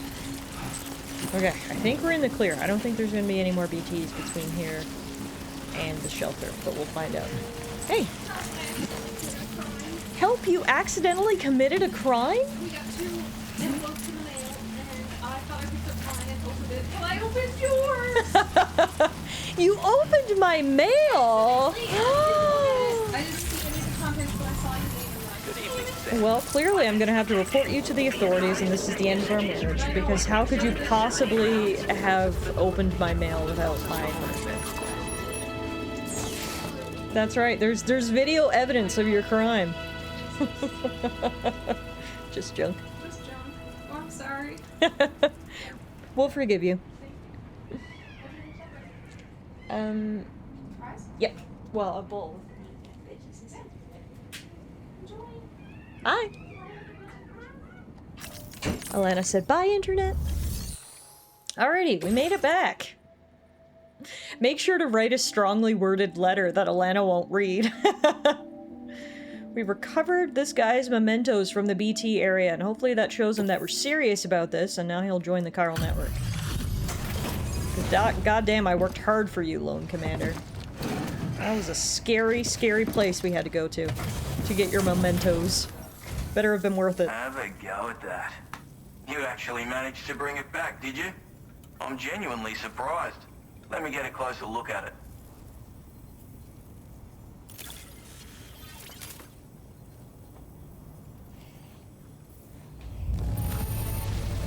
The contents look perfect to me.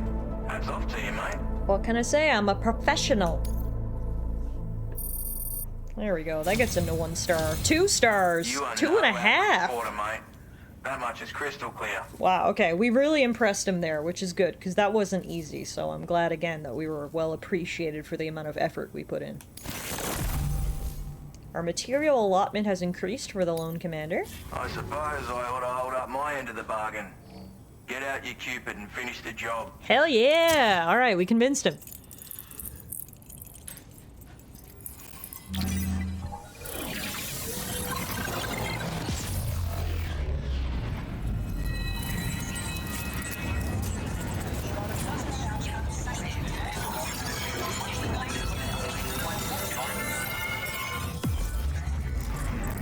That was a cool angle of connecting the Cupid. You could see Dollman floating up, too. Alright, perfect. That's a new strand established. The Lone Commander has officially joined the chiral network.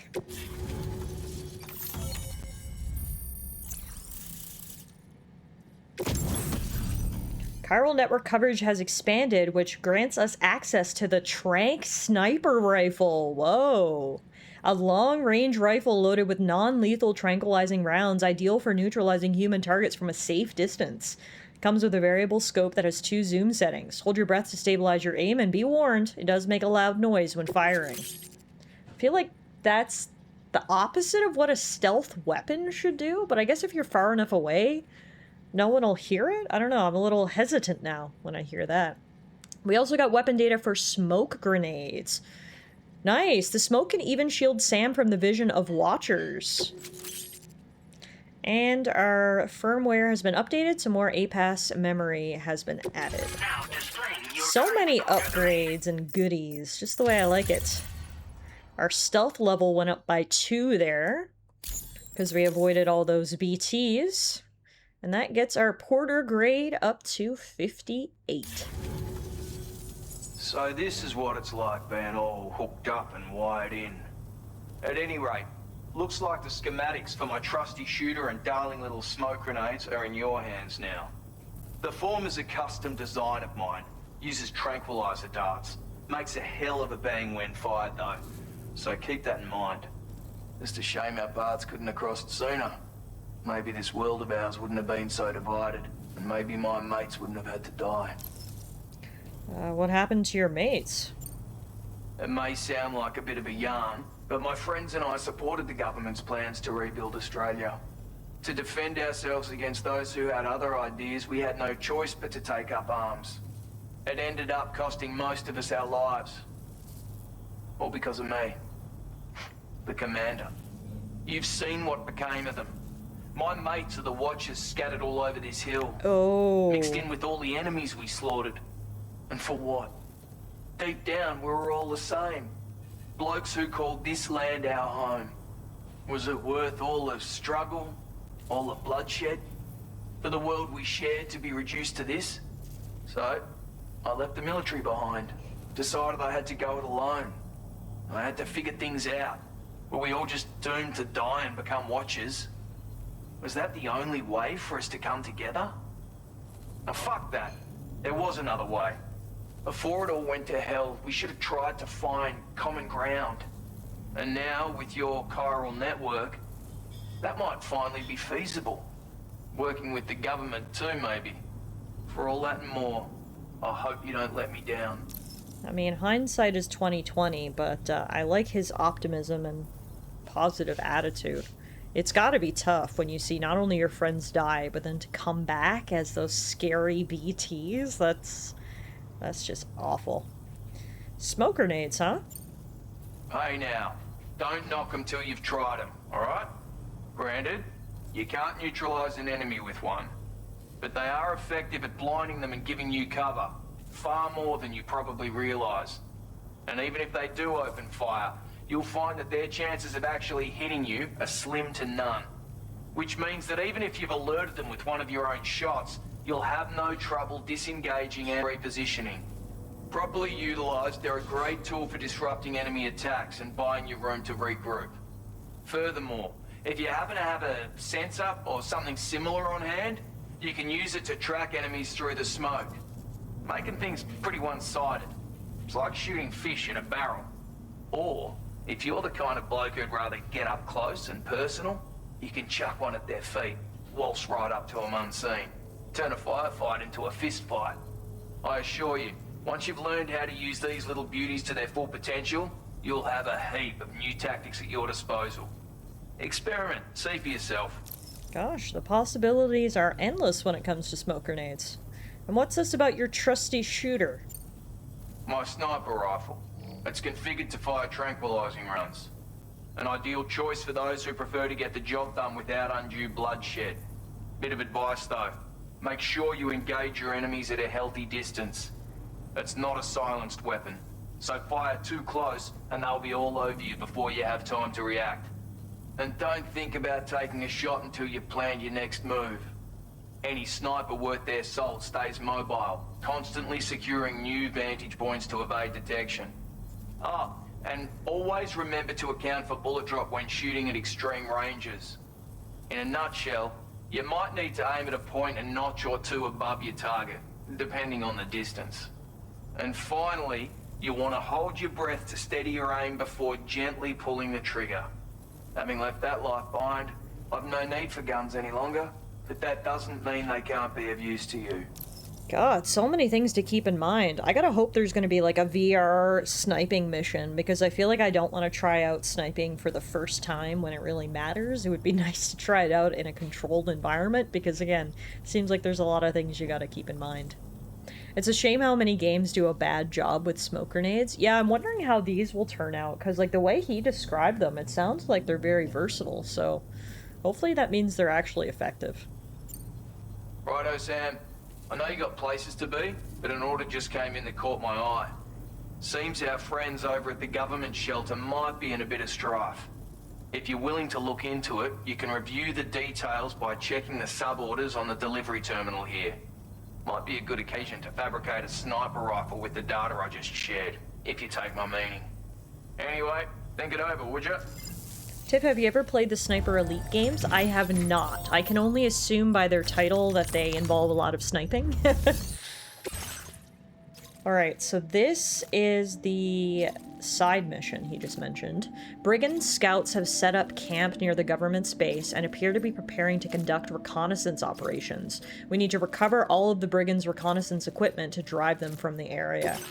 I see. Bunch of Brigands have set up base right there. Aha. Alright. Guess we'll go try to handle it. Commencing route creation. Delivery route finalized. Commencing route creation. Delivery route finalized. It's downhill, 700 meters away. Got it. Well, let's see if we can fabricate one of these new sniper rifles. At least give it a shot. And we may as well make some smoke grenades as well.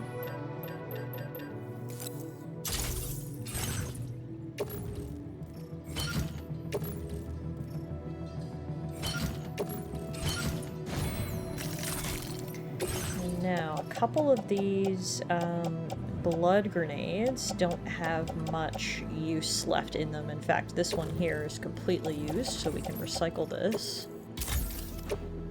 And this one here's only got 2 tosses left, so I'll recycle this one as well. And then I guess we'll make one more blood grenade to replace those. Alrighty. We can also look at our APAS enhancements. We've got a couple of new ones now and 60 available memory. We can do augmented motion scanner, increases the time for which the results of the Odredex motion scanner are displayed. That seems pretty good. Alright, let's head out. Hey Squirrely, good to see you again. Happy Wednesday. Welcome back to Death Stranding 2. We've officially made it to Australia. And things are getting real really fast. We've already fought some BTs, and now we're gonna head out and fight some bandits, so Never a dull moment around here, that's for sure. Sniper Elite is a fairly decent zombie horde standalone, which is 4-player. Oh, it's zombies! I didn't actually know that. Sniping zombies, even more fun.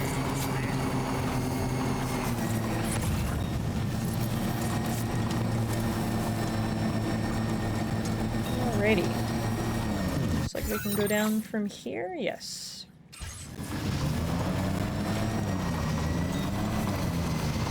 Look at you! I'm quite fond of how your arms are attached to your torso. Thank you! I actually grew them myself, believe it or not.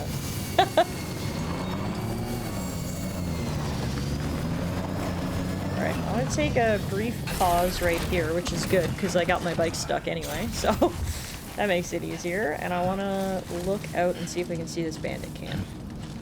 That's from my list of compliments for people who don't like compliments. I love it. I love it. Alright, so is that the bandit base? Oops, wrong button. Is that the bandit base? It looks like it. Yeah. Okay. We're a bit too far away. We're still 366 meters away. I can't even really see anybody. I was thinking maybe this would be a place to sort of post up and snipe, but I think we're gonna have to get a little bit closer before we do that. Alrighty, let's try to unstick a bike. Turn the lights off, as we are getting closer to enemies. Well, we're coming down here, we can pick up some more stuff to deliver to the government base, like the commemorative medals.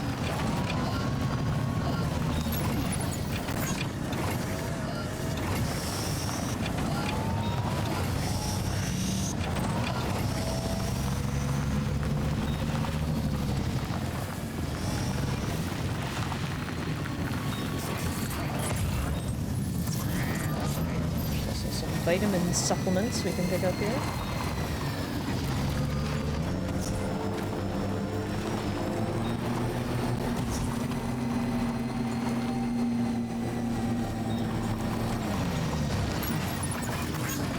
Now we're getting pretty close to the settlement, so let's see if I can get in a decent sniping position. Leave my bike behind so I can climb up this little hill here and see what we're working with. I mentioned earlier that I didn't want to try out the sniper rifle for the first time in live combat, but I suppose beggars can't be choosers. Here we are, trying out the sniper rifle in live combat, so we'll see. We'll see how it goes. So who are we dealing with here? We've got one guy right there. One guy right there.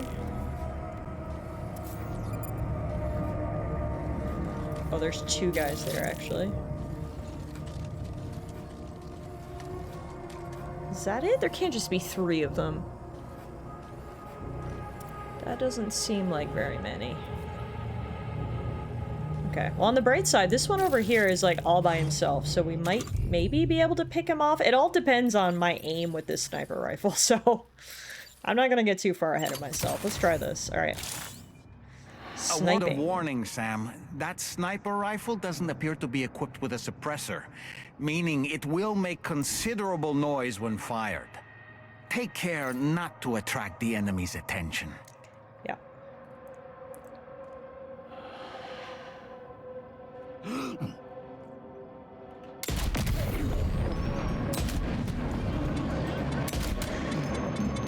Got it. Now, did anyone hear it? I think I might be far enough away that they didn't hear it. No, that's not true. They did hear it. They definitely heard it.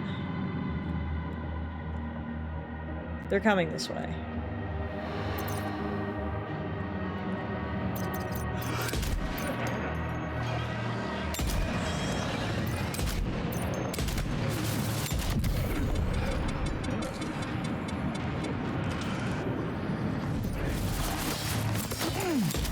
Oh shit. Yeah, no, they totally see me. So TLDR, even if you're over 100 meters away, they will still hear the sound. That is very good to know.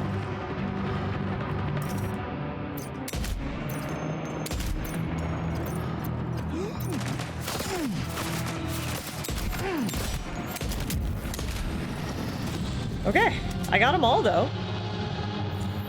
It wasn't the smoothest job. They definitely saw me. It wasn't we're not missing some cargo, a are we, fully Sam? stealthy operation, but I did actually manage to take them all out. There was only 4 of them over there. Thanks for the So, help. we're done. And if that's the case, we can go back and get our bike and drive down there and loot whatever cargo they have left. So what we learned from that is that I'm not as bad as a shot as I thought I was going to be. I definitely missed a couple, but we made all the shots in the end. The most important part is that thing is so loud that they can hear you from even over 150 meters away. So it's really you take one shot, get rid of an enemy, and then you have to move to a different location, because they're going to come investigate that sound. Obviously, I knew it was loud. They told me it was loud, but I obviously didn't know how loud. So now we know how loud. And we can factor that into future encounters. Luckily, that acted almost as like a practice run for us, because there was only a couple of guys here. So it was easy enough to take them out. We didn't actually kill them either. We just put them to sleep, because their rifle actually fires tranq rounds, so. Everyone's just snoozing. No one's dead, which means no new BTs are going to be created or anything like that. And we can loot all their stuff. Unfortunately, we are very weighed down. We've got over 90 kilograms of shit. Ugh. But I'm still going to take as much stuff as I can, because we are really close to the government shelter, so we can just drop it all off there. Premium shirt. That's lost cargo for the government's base. Chiral printing techniques were used to produce the fine weave of this shirt. Though made of cotton, it's as soft to the touch as cashmere and even more supple. Dang, okay. We'll take both of those. And that's it. Holy crap. We are at 109 kilograms of stuff piled up on Sam's back. That's actually insane. And there's still one more thing we gotta get. The last piece of reconnaissance equipment.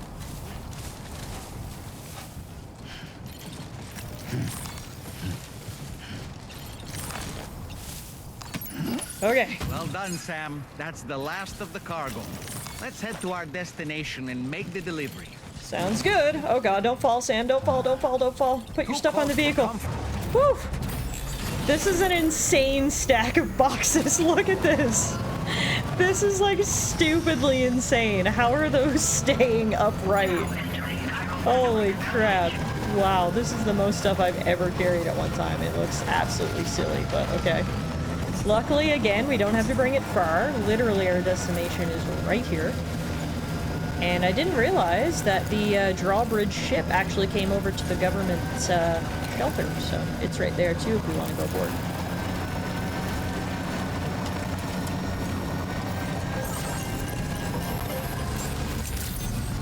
Alrighty. We're gonna drive up as close as we can, because carrying this is gonna be no joke. Can I even fit in the door? Barely. Oh, literally barely. That's crazy. Alright, let's deliver some of this stuff. We've got a lot of stuff to deliver here.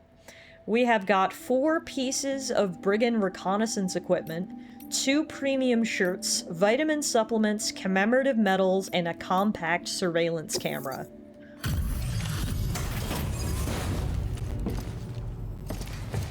Amazon delivery!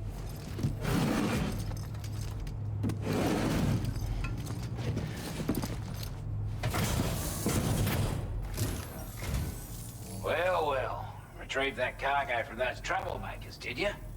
We're all very grateful.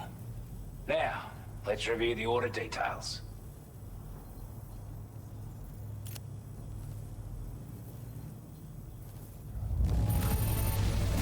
This cargo is in exceptional condition. You are the best. Well, thank you. I wasn't expecting you to make this delivery as well.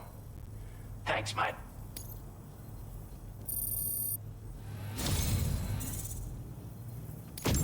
I want you to have this data. It'll help you in your work. Nice. So because we got to 2-star connection level with the government base, we got backpack data for something called a chiral anti-gravity device. A device that decreases a backpack's overall weight, increasing Sam's cargo carrying capacity. Cool. Definitely try to equip that. Also got a bunch of firmware updates. Materials for your use. Don't hold back on our account. And more materials. Hey, our serviceman ship went up to level 15, which allows us to do the A-Pass enhancement Swift Mule postbox hacking. That also gets us to the overall level of 60 as a porter. We've got our hands on those bastards' gear now, and it's all thanks to you. With this tech, we should have no trouble whatsoever monitoring and tracking their movements from here. Also, something tells me you've earned the Lone Commander's respect. Call it a hunch, giving you more imposing aura. I reckon the Golden Fist and the Island Inventor will be keen to meet with you. Who the heck's the Golden Fist? He's a combat specialist who used to be stationed at Cape Fort Knot, which was a settlement located to the north of West Fort Knot. Anyway, he was a champion boxer, so he excels at close-range engagements, as one would expect. One time, when he heard a group of trigger-happy arseholes were getting ready to attack Cape Fort Knot, he went out alone and took the lot of them down with his bare hands. I'm honestly not sure how he's getting on these days, but if you could bring him into the chiral network, you would gain the support of a powerful ally. And who's the Island Inventor? Strange sort of fella, if I'm being honest. He set up shop on an island he never leaves so he could devote himself to his research. And if you head north from here, past West Fort Knot, you'll come across a lonely island just off the coast. As for this, research, I've only met him once myself, and I couldn't make head nor tail of whatever the hell it was he was trying to build. But perhaps you'll have better luck than me if you decide to pay him a visit. Okay, bye then. This is a chiral anti-gravity device that can be attached to your backpack. Slap it on and your cargo will feel significantly lighter. And the more of them you use, the more noticeable the effect becomes. Any porter ought to appreciate a piece of kit like this. I'm sure you'll be a big fan. Order completed. Alright, well, speaking of the new backpack device, I would like to maybe equip one. Fabricate a chiral anti-gravity device. And we'll stick it right there. Oh no, wait. That means we had to unequip some other things. I think the TLDR is I'm gonna have to get rid of some of my patches, unfortunately. I patched out the backpack before we got all these actual useful upgrades, but I think we're gonna have to get rid of some of these patches. That's fine.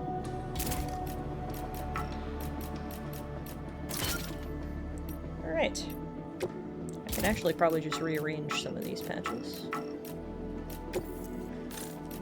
Alright, perfect. So now we've got a chiral anti-gravity device, spare ammo container, back protector, and grenade pouch all equipped. We did have to get rid of one patch, but I think that's okay.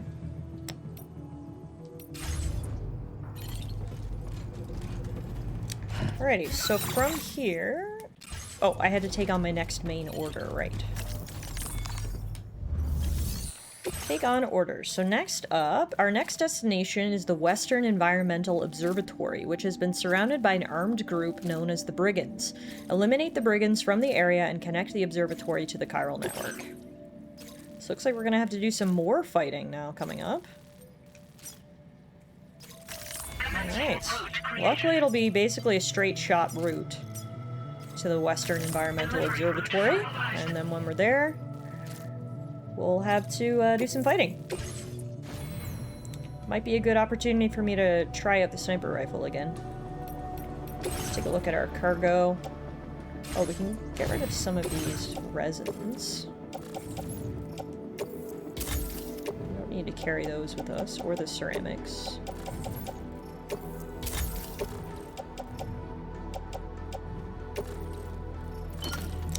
So we've got 2 assault rifles, container repair spray, climbing anchor, bola gun, smoke grenade.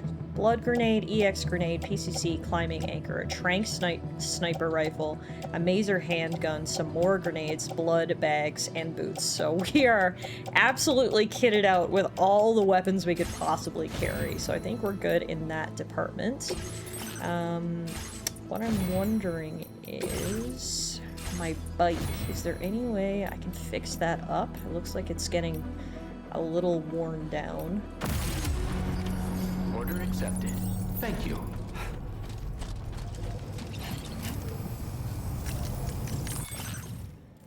I can't actually see what its status is.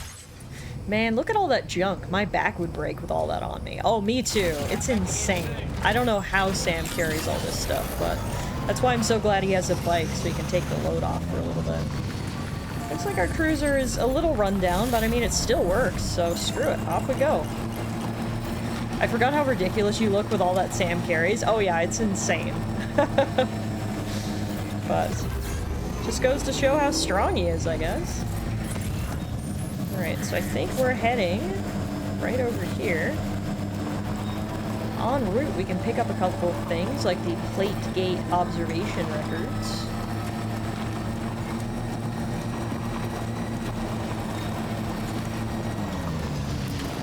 But yeah, Sam has the strongest back in all of Australia.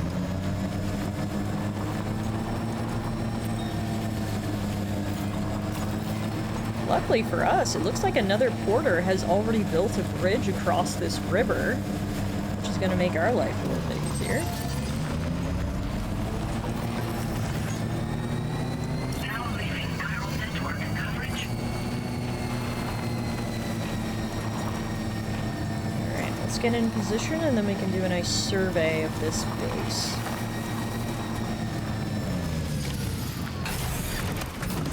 Approaching the Western Environmental Observatory, which is where the brigands have set up.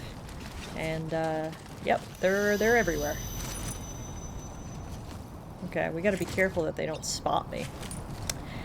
Before we get started with this encounter, I see we do have an incoming ad break, and we have been going for about 2 hours. So why don't we take 5 minutes, go use the washroom, stretch, we'll let the ads run, then when we come back, we will neutralize the brigands occupying the Western Environmental Observatory.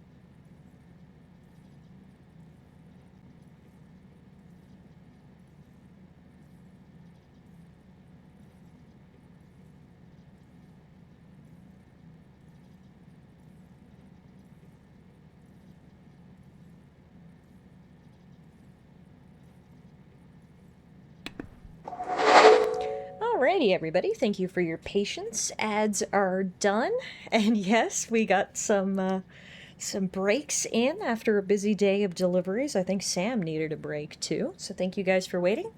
And now let's see what we can do about the brigands here at the Environmental Observatory. So it looks like they have spotlights, some sort of watchtowers. Yeah, there's someone up there in the watchtower, and he's controlling this spotlight right here. So we're gonna have to be careful of that. So that's one guy. But I think there's another guy over here. I wish I had a pair of binoculars. Oh, there's a guy. How do we get Sam binoculars? Okay, there's a lot more brigands here than there were at the last post. So there's a guy there. There's a guy there. There's a guy there. So we probably don't want to go in that way. That means we probably want to go around this way. Someone's out there.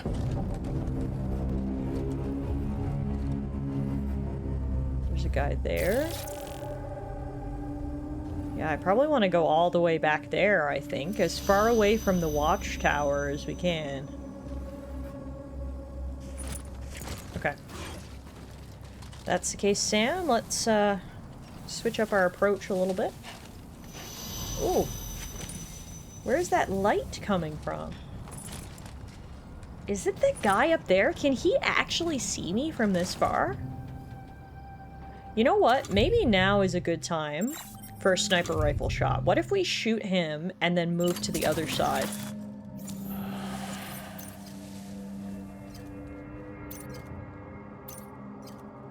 Okay, he's 100 meters away.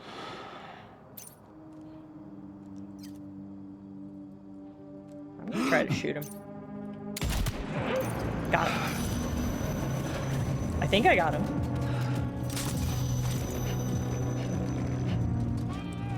Did I get him? No, I don't think I did. I think I missed. Damn it. Okay. Never mind, I missed. So everyone's gonna go investigate the location I was just in, but luckily I was prepared for that. We're gonna go around this way. If anything, that could work to my advantage, because any guards that were over here will hopefully have left to go investigate that noise. Give me some space to move in. Alright. Got some tall grass here. We've got one guy there, there. Oh man, there's so many of them! This is tough. Okay, so we're done with Trank Sniper Rifle. We're way too close to use that again now. We could potentially use the bola gun, though. Let's equip that right now. The bola gun makes less noise than other weapons, meaning enemies are less likely to notice when it is fired. Headshot with a bola gun will immediately disable a human enemy. So we can either get up close and use the bola, or we can use the gun. Alright. This is tough. There are so many enemies here. And God knows stealth is, not necessarily my forte. We're gonna try our best, but, Alright, there's a guy just standing inside that shipping container. Oh, he's coming out now.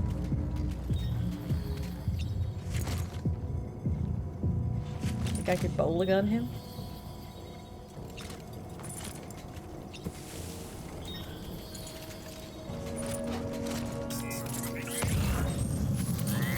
I'm gonna go around the back. Seems like there might maybe be less enemies back here.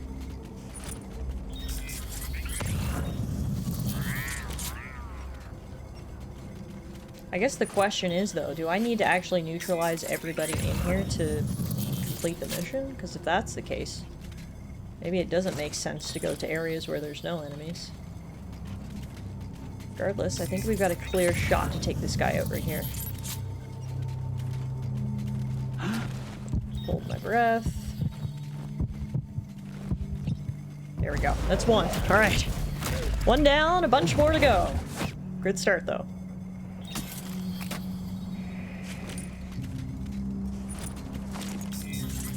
I like to do it quietly if I can.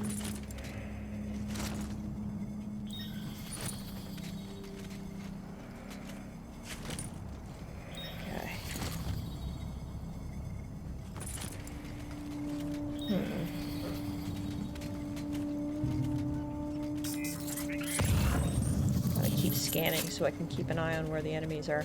Wait a minute! I think my trank worked. It so did. You can see it just must not activate immediately. Because I see the guy up in the guard tower is crumpled over, so I think that trank I shot out of the sniper rifle actually did work. It just took a minute to put him to sleep, which makes sense. Right. There's a guy there, there's a guy there, there's a guy there. Oh no, they're all coming back now. They've stopped investigating the sound. I don't know how to do this. I don't know what the best way to do this is.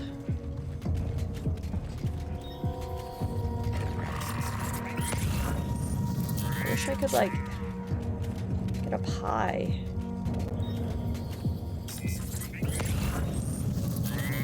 I feel kind of stuck back here. Okay, there's that guy right there. He's coming my way. So we'll take him out once we can get him in the proper position. Hopefully he'll turn in here. Yeah, he will.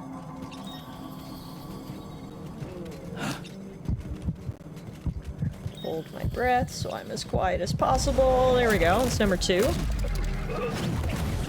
Really slow and steady here. Fortunately, it's no longer nighttime. Oh no. He found his buddy. Gotta take him out quick. Nope, you didn't see anything! Alright, 2 down. That actually worked in our favor, because he got distracted when he saw his buddy down. As I was saying, it is daytime, which means obviously I can't hide in the shadows. Enemies should be able to see me a little bit better, which is frustrating, but it is what it is. We've taken down 3 guys nice and quietly now. There's another guy coming around that corner, I think.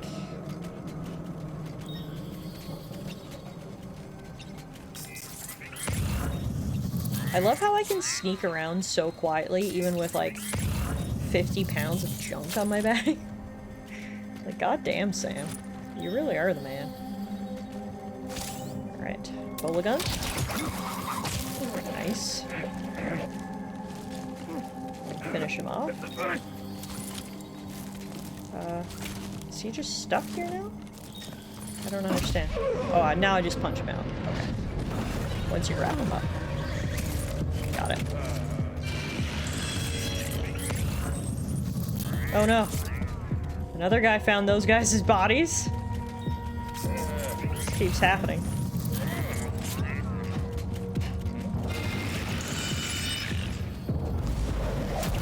Alright, this is just gonna be the dead body corner. We've got, what, 4 guys wrapped up and immobilized down here in this corner now? Good for me. Now the question is, who's left? Is there anybody even left? Or are they all wrapped up in that corner? That guy's unconscious, they're all unconscious, the guy in that tent is unconscious, there's 1 guy, I think, down here, left? No, 2 guys. I think he's going to investigate the body corner now, okay.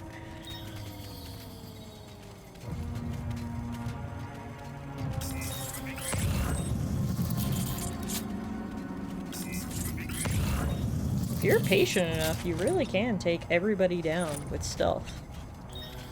So you're gonna investigate the body corner? What are you doing? Why are you just in the shipping container? Those are the 2 guys that are left. That one right there and that one further down. I'm gonna go get this guy. Hold your breath, Sam.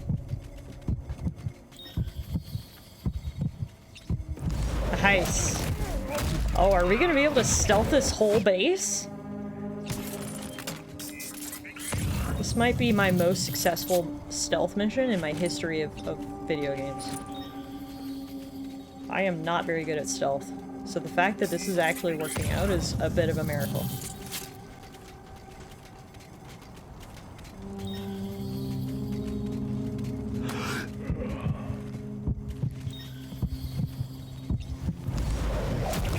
I think this is the last guy.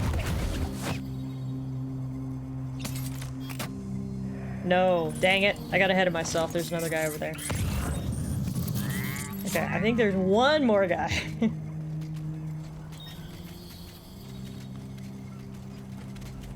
Yeah, that guy over there. Okay.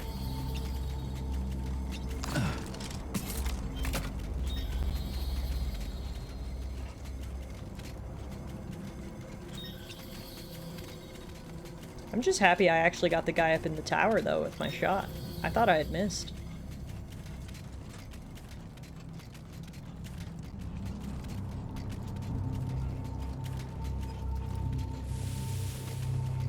Don't look over here. Don't look over here. I think I'm gonna have to do this.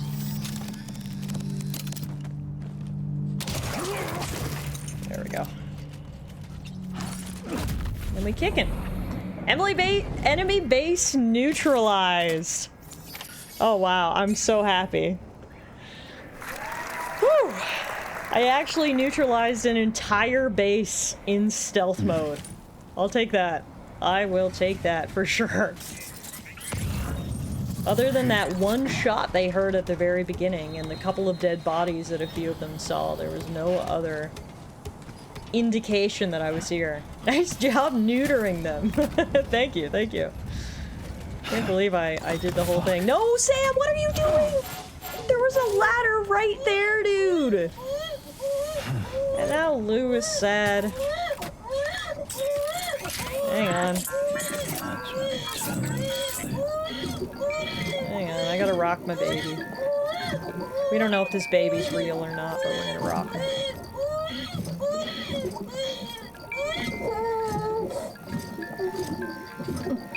There we go. Alrighty, well, besides the dumb maneuver there at the end, again, very successful. Alright. Now let's head in and activate the network.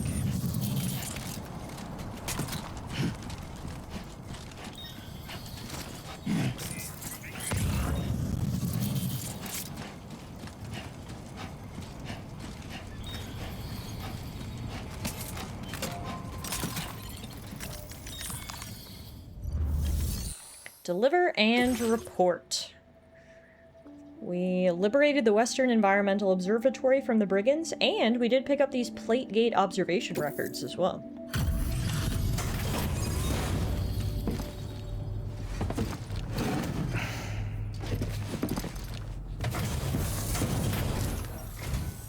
You a porter?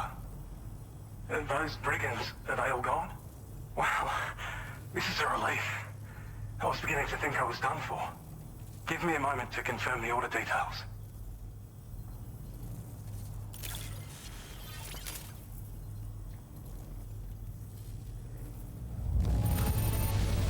Didn't think anyone could fight that hard.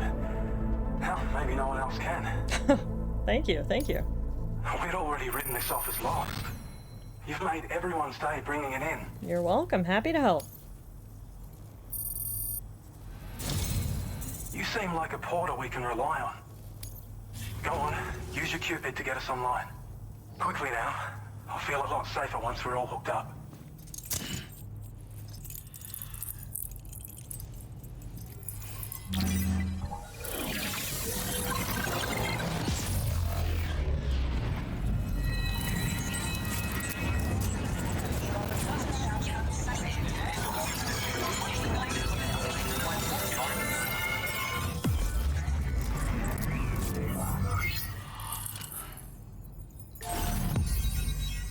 Nice. New strand established. We're working our way up the western coast of Australia here. Cupid connected to Peter Gates at the Western Environmental Observatory.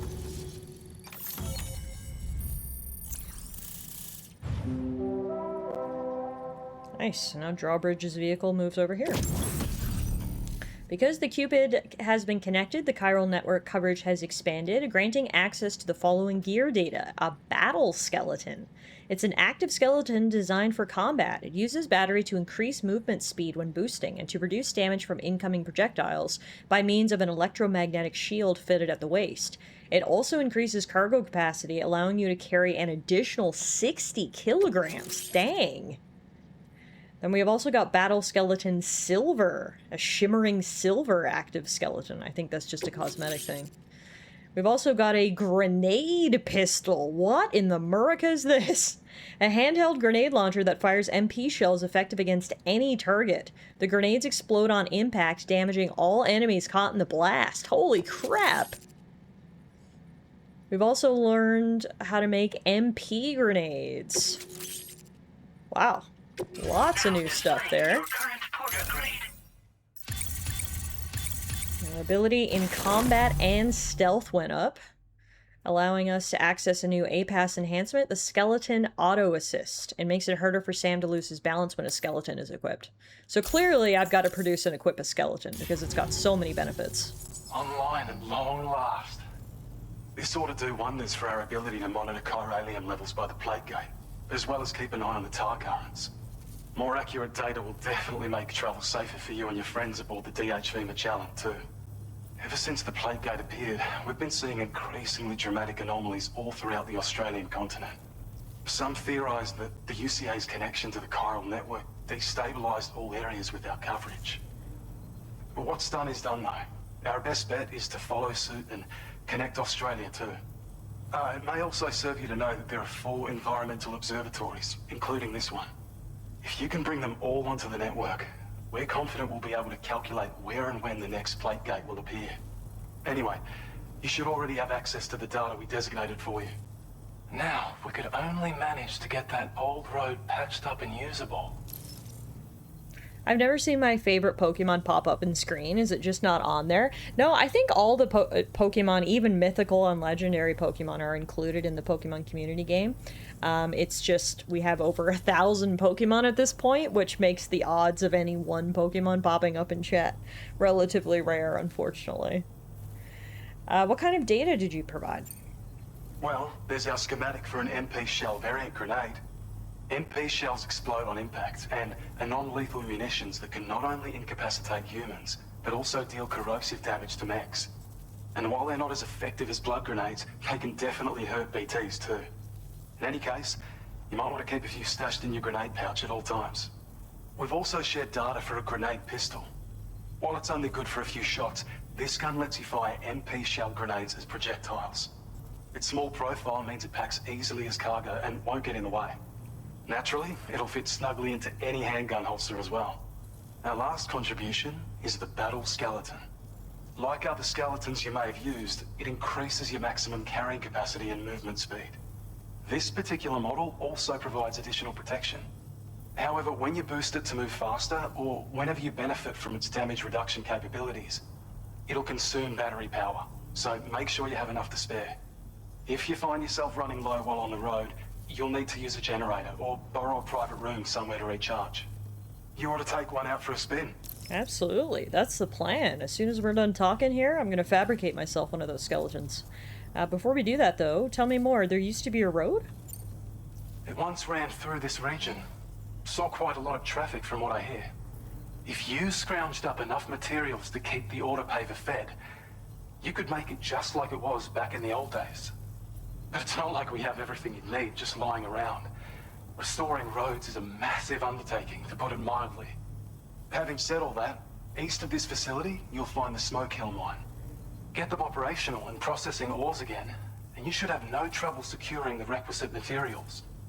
I've posted a sub-order for this task, so take it on if you're interested. I'm definitely interested. Having a paved road in this region would make travel so much easier. Alright, I'll go on ahead for now. We can't thank you enough, Sam. Before you go, you've been getting a lot of praise for all your hard work. And in recognition of this, it seems you've been officially cleared to take on standard orders. Between the harsh conditions and the violent outlaws, there are fewer and fewer folks willing to serve as porters these days. But there's no shortage of people who need help. so I encourage you to take a look if you're interested. You can review the available requests by bringing up the list via your ring terminal. You'll find a new suborder too. We need someone to restore the mine. Bet you could benefit from having it operational as well. Anyway, thanks again for going above and beyond. Best wishes and safe travels to you, my friend.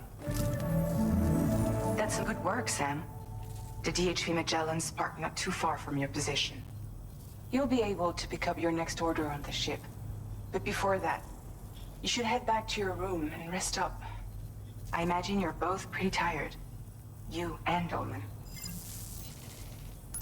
We'll definitely rest up at some point, but for right now I've got a couple things I need to do, including fabricating the skeleton. So what's the difference between battle skeleton and battle skeleton silver? I think it's literally just the color. So I'm just gonna go battle skeleton level 1. And I guess we can... Is there anything else we want to make? I think that's it for right now. Let's equip. So when equipping the battle skeleton, any cargo attached to Sam's hips will be automatically placed on the ground nearby. So that's the one negative, is you can't equip cargo to your legs anymore, but I think that's still fine. And then for orders. Standard order evaluations. If you achieve the highest possible evaluation for a standard order, you will receive one of the following additional evaluations depending on the difficulty setting of your current playthrough. Legend, Legend of Legends, or Legend of Legend of Legends. Holy crap! Not the Legends of Legends of Legends! Dang. The Restore Smoke Hill Mine is the suborder. The staff at the Western Environmental Observatory have asked you to restore a nearby mine so it can provide building materials. Yeah, I want to do that.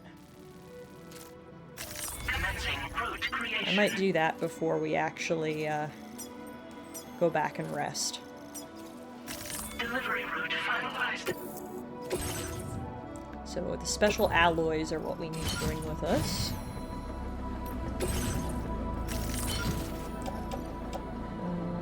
Trank's sniper rifle is actually almost out of bullets, so I'm gonna recycle that.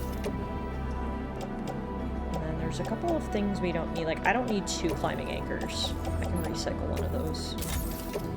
We just have a lot of stuff right now, so I'm trying to cut down a little bit.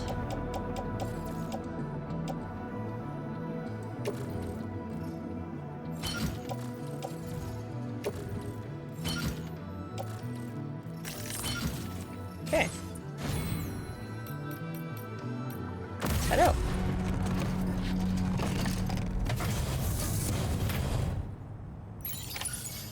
Alrighty, we've got 77 kilograms of equipment. There's the ship, which again we'll get to in a minute. I can come back sooner than later. For now though, I want to head over to the mines. Where did I leave my bike? So this is the road he was talking about. I mean, for this little stretch, it is very well maintained. This would be so easy to drive on. I left my car over here, so we'll go pick it up. There's also a bunch of old Oz's diaries over here that we can pick up and deliver back to old Oz. So maybe we'll do that too. We do have a message from Tarman. This is a tough one. APAS has provided us with a brigand-specific VR training program. I gave it a try while I was checking to make sure it booted up properly, and I've got to say it was no joke. I can't believe you fight against blokes like these, Sam. Top stuff. Thank you. Thank you very much.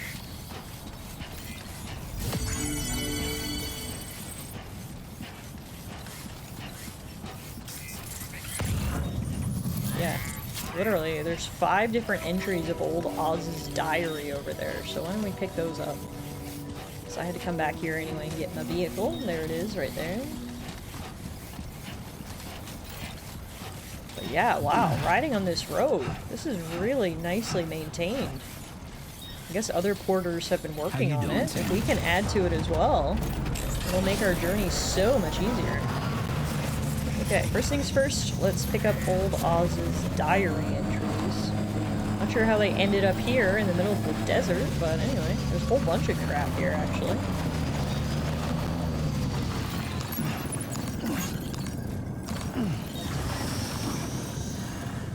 Oh yeah, there's actually... Why is Old Oz's hologram here? It says there's a request. Lost cargo recovery. Yeah, I see it. I'm gonna get it. Okay, that's all of them. Let's make a quick pit stop back there so we can deliver these. We ride on the road, it should be easy peasy lemon squeezy.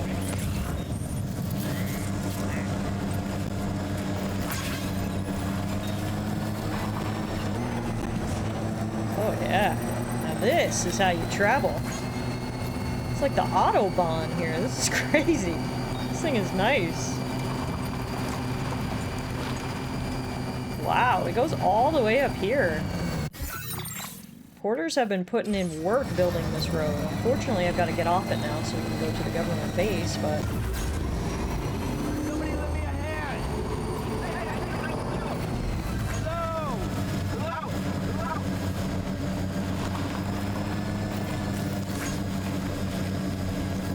Alrighty, drop this stuff off, and then we'll take the road back down and head towards the mine.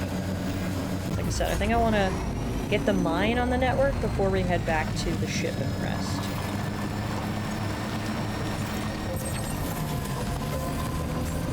Government base. Hello.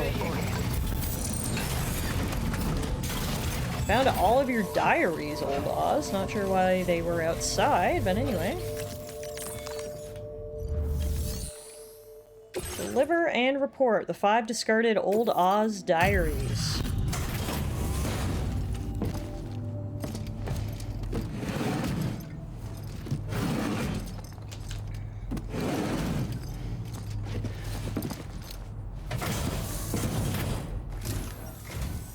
Hey there. Thanks for stopping by. Let me just take a look at our active orders.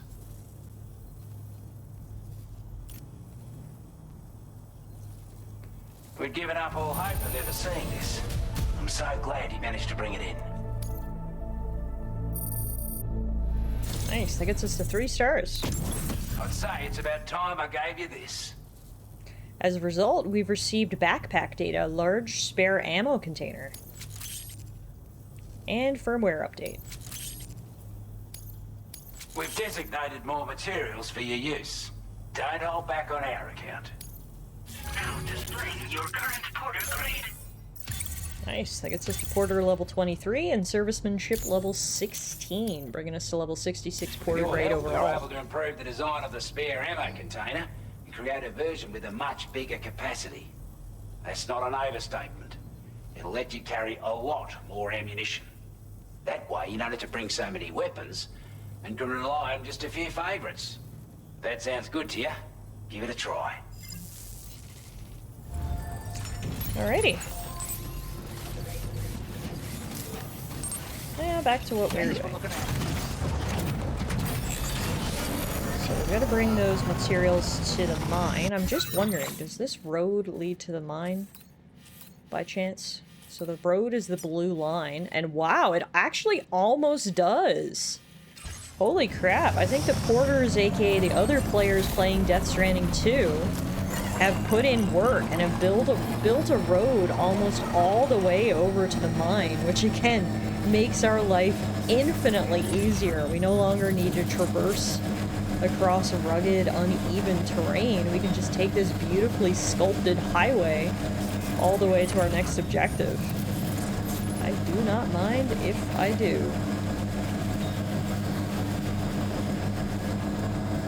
On the way, I keep scanning to make sure there's no stuff we can pick up and bring with us. Wow, this makes my life so much easier. Not only do we go faster while we're on this road, but our battery will also not drain because we're on the grid. Trying to pass as many likes as I can to the people who worked on this bridge. This is insanely helpful.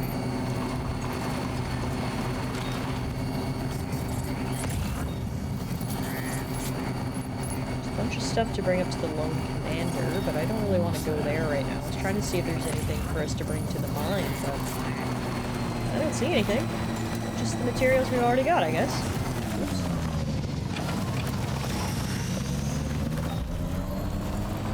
Wow, a lot of chiral crystals here. And a giant tar pit. Okay. Smoke Hill Mine. Alright, we're gonna pick up some of these, for sure. I don't want to step in the tar, though.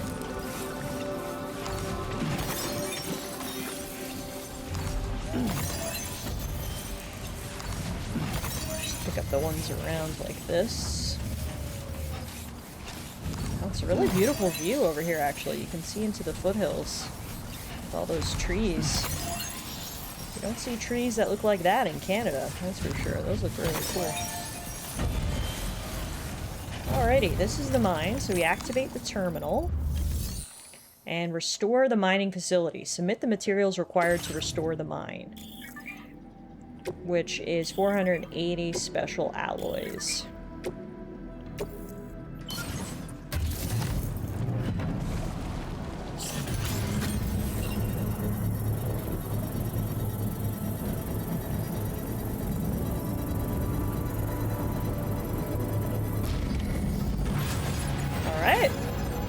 So the mine is now back in working order.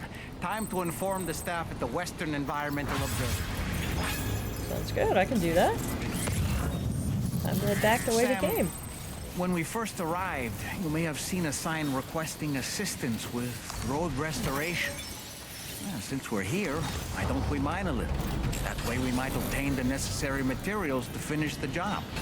Oh, what do you mean by that? Can I actually use this thing I set up to mine? Let's see. Activate terminal.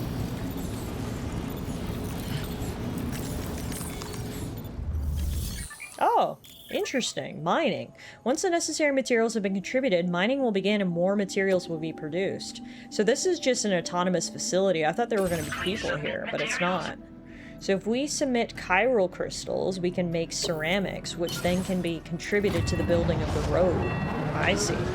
Well, we may as well do our part.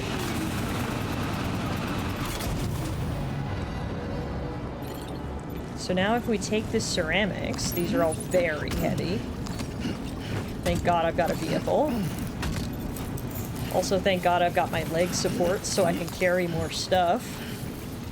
We now have almost 140 kilograms of stuff on our back, which is insane. So if we use our vehicle, where can we drop those ceramics off to is the question. Whoa! What are these little things? They were cute, but I have a feeling they weren't friendly. Coming into contact with a chiral creature will trigger a short circuit, draining your battery. Oh.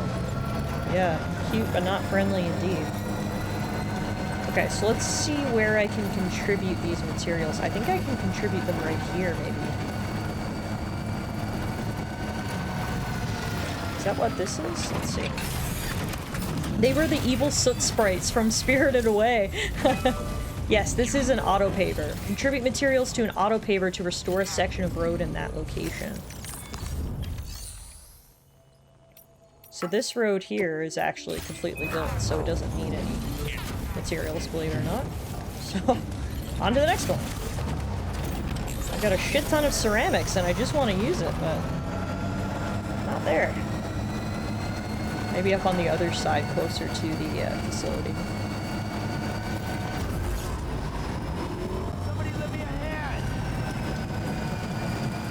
I was just affected by Poopert Grint's sign. Poopert Grint! Wow. Alright.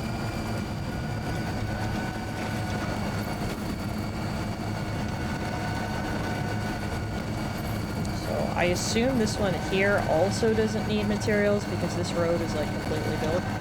So I'm just gonna bypass that one. Head to one up here. So I don't see the road actually extending north.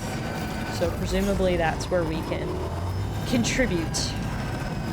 But I can't believe how nice this road is now that all the porters have contributed to it. There's perks to playing the game you know, 8 months late like I did. If we had played it on launch, this wouldn't have been built, but we gave everyone a lot of time to contribute materials to this project, and as you can see, it has borne fruit.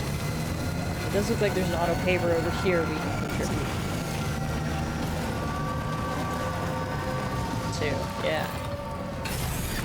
Okay.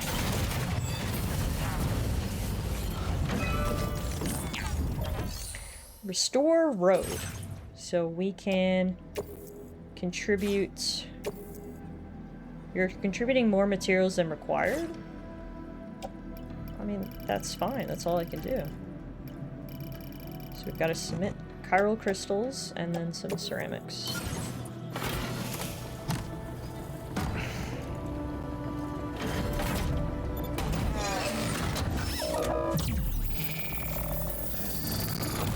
Whoa!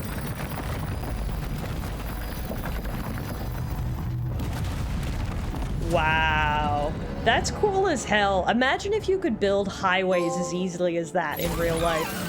No more construction season. We actually just got an achievement, Road Restorer, for restoring one section of road.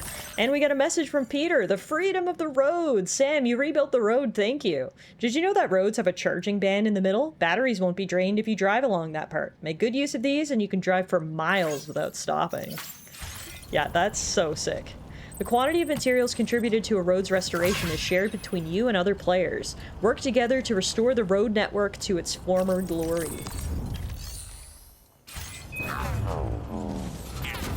So now that this section is complete, I kind of want to drive up. I mean, we've got all these ceramics. Literally, what else am I going to do with them? I kind of want to drive up to another section of the road and find another auto paver and contribute to that if I can.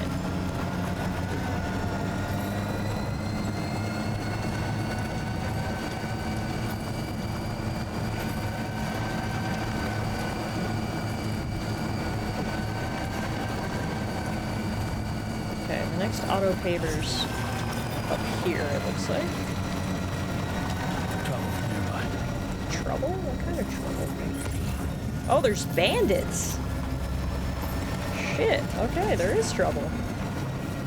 Well, I don't want to mess with you guys. I'm just here trying to build a highway, so if y'all could leave me alone, that would be great. It would benefit you as well. Don't you guys want a highway?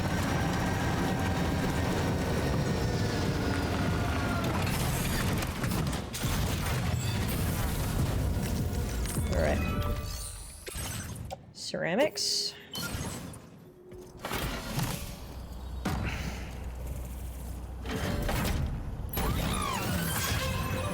Oops, we needed more than that. So we need metal and chiral crystals. I submitted the right amount of ceramics, but we need more metal.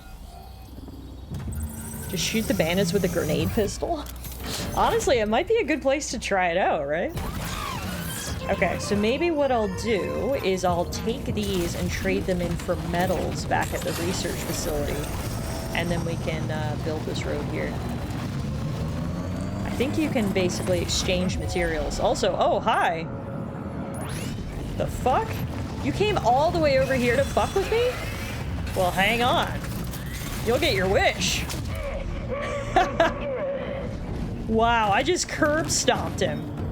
One hit, one kill. Jeez Louise. That's what you get for being too nosy. A kick to the ribs. Bye-bye.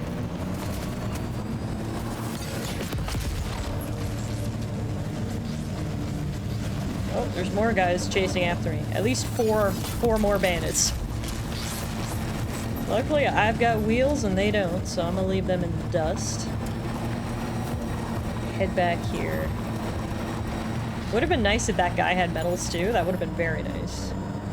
That thick-ass armor and all you had to do was kick his damn knee? Apparently. That's all it took. That armor was just for show, I think. I once was an adventurer like you, but then I took an arrow to the knee.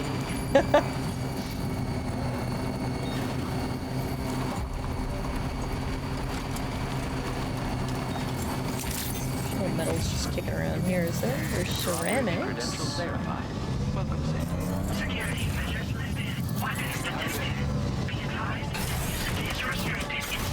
It says here that if you kick them in the junk, they drop medals. Well, maybe we're gonna have to test that theory, hey? Facility storage. So if I put the rest of these ceramics in here...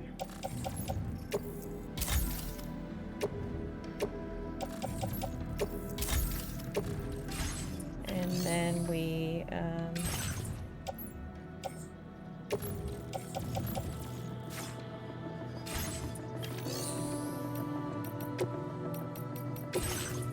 metals. Oh yeah, they got a shit ton of metals here. How many, did anyone notice how many metals we needed? Was it 700 or 800?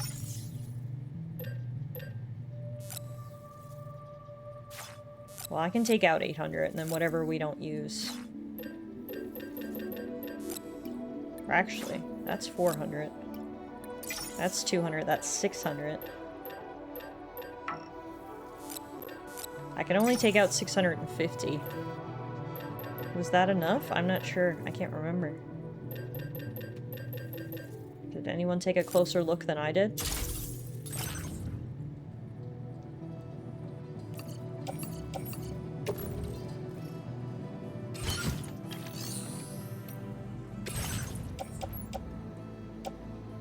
Let's see, I can recycle some stuff to get some more metals if we need.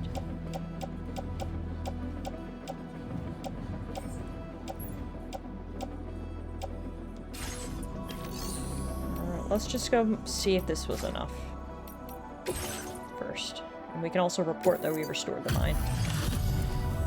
Glad you could make it all the way out, Sam. Right then, let's have a look at this order. Did a little restoration, did you? Thanks so much.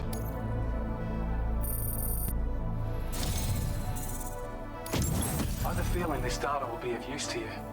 Take it, please. Ooh, new backpack data, the electric shock absorber, a device that reduces the amount of damage taken from electrical attacks. The energy from incoming attacks is absorbed and used to recharge Sam's battery, like a lightning rod. Dang, that's pretty cool. We're increasing your allocation of materials. Ah, and now he'll give me more metals. Okay, I'm gonna take 100 more metals, just in case. We also have emergency vehicle charger. And timefall generator. And PCC flood warnings. Wow, our servicemanship went up big time for all that road building we did. And we got rewarded handsomely for it. A steady supply of natural resources. And with raw materials like that at your disposal, you'd have an easier time making deliveries. It's a good reason to restore any other mines you happen to come across further down the road. Okay, sounds good. I've shared data with you for an electric shock absorber you can attach to your backpack. While equipped, it'll reduce the damage you suffer when struck by electrical attacks. Even better, it'll also harness some of the juice to recharge your batteries. Goes without saying, that could come in very handy. Be sure to give it a try sometime.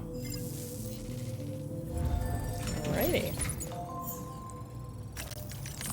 I can actually see there's some metals in the back of this building, so we'll go grab those. What I want to do is look at the electric shock absorber. Oh, it's huge though. I don't know if it'll fit, and it's going to cost metals to make, so let's actually hold off on that for now. Okay. I'm gonna go around back and pick up those 50 metals I can see back there.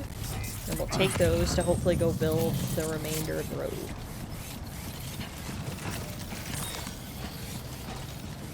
Oh, the metals were from those guys we killed in the corner here.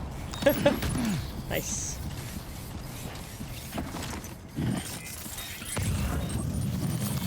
Alrighty. Hopefully this is enough metals.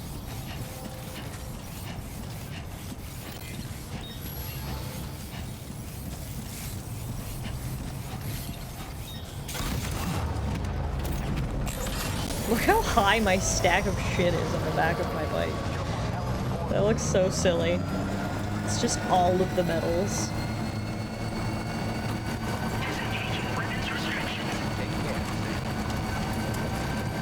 want to build more and more of this road, because again, the more road we have, the easier my life is. Look how easy life is when you could just ride on a smooth, flat road like this that charges my batteries.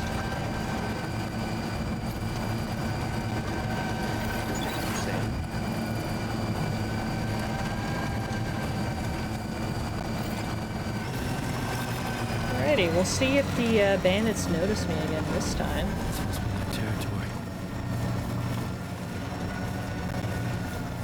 I never appreciated roads like I do now. Right, Malice? Me neither. I'll be looking at highways differently from here on out. Hey, cheers, Squirrely. Thank you for the hydration. I'll get to that in just 1 second here. Get here first before we get attacked by bandits.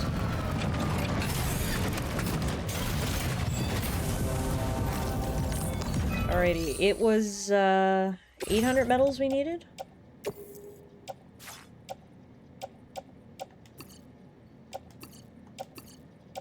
Oh, I'm 100 short.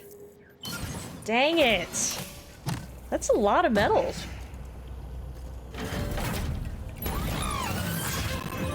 Alright, honestly, you know what I might do? These bandits are gonna be a problem. If we don't deal with them. And maybe, probably, they have some metals.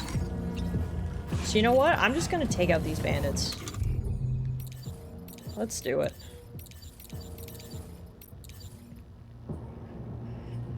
This assault rifle fires rubber bullets capable of neutralizing targets without killing them. Let's do this.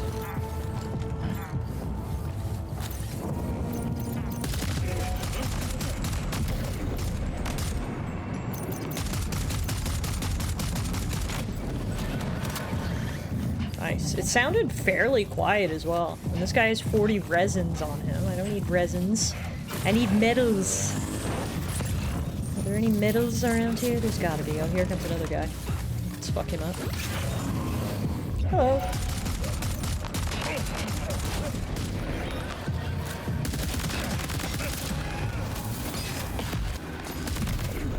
Dang. Okay, he's got metals. Beautiful.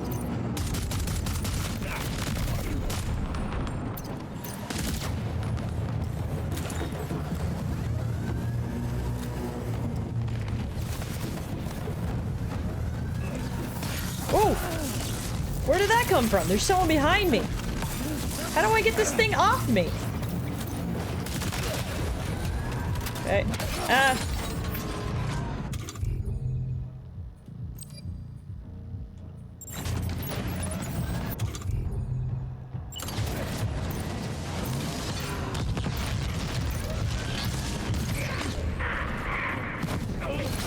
Oh, dang it.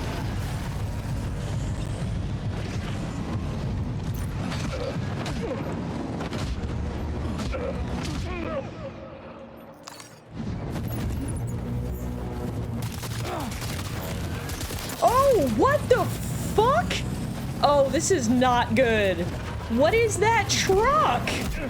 It's like a mobile tank. I was not expecting that.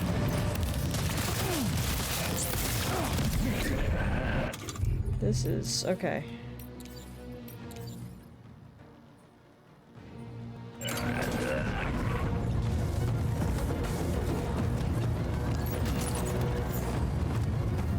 Anybody else in this tank? Was it self-driving or is there someone in there? No, I think we're good.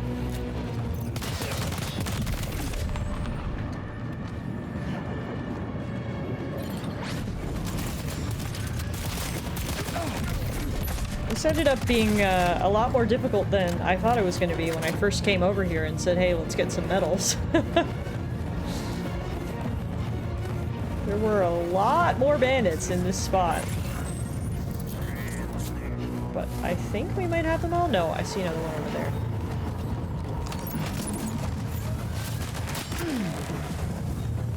Where are you shooting me from? Oh, up there!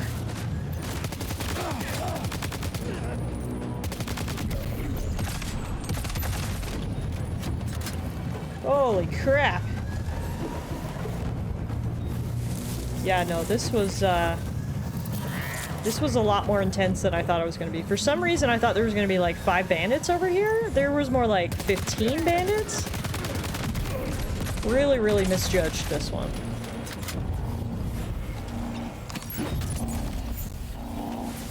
Alright, who's left? What is this? Hack and destroy. Sure, I don't know what you are, but let's do it.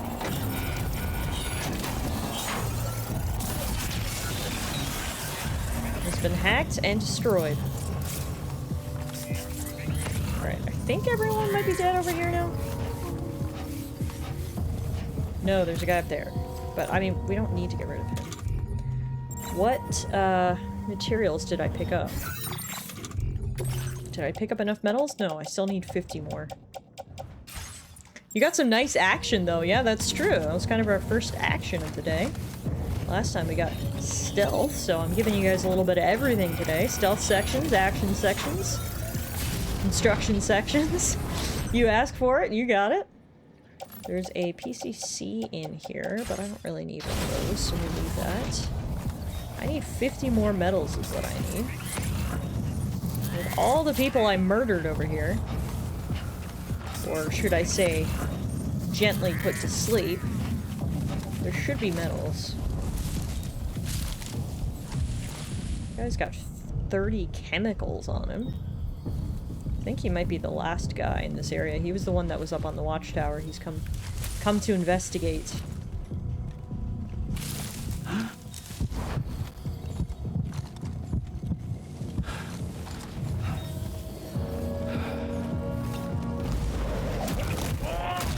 There you go. The final guy we stealthed.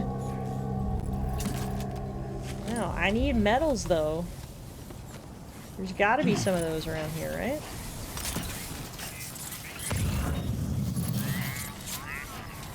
Headache pills. Are there loot crates? I hope so. Let's take a closer look around.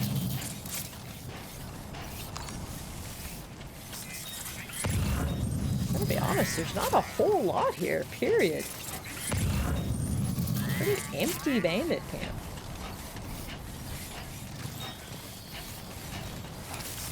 I'm gonna have to go all the way back to get 50 metals. Might have to. I was hoping I could just get it all here in this encampment, but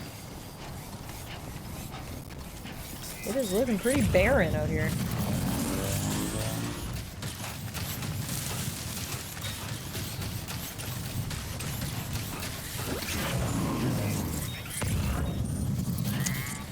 Well, I think we're out of luck. No! Oh my goodness!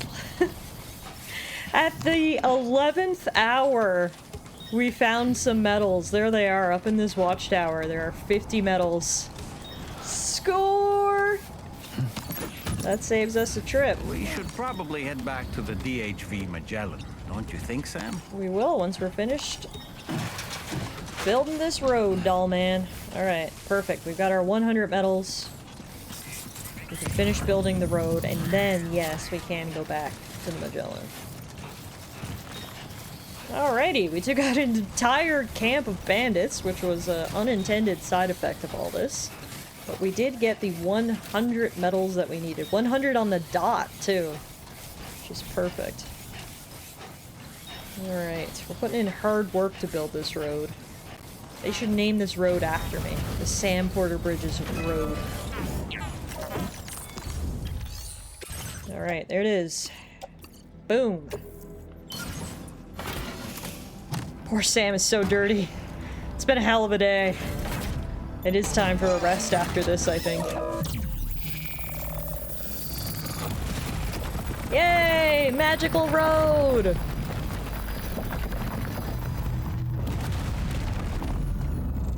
Ah, it's so smooth.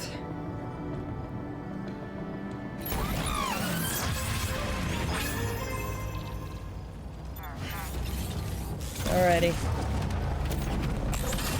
Let's get out of here. Oh, the road goes high up in this section. Interesting. It's creepy how it, like, drips underneath. I don't know if I like that, but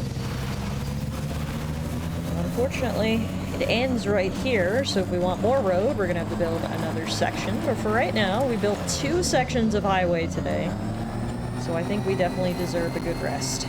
Let's take the highway right back home, shall we? Or what we can call home right now in the Australian wilderness. That is the headquarters of Drawbridge, and my private room on the Magellan.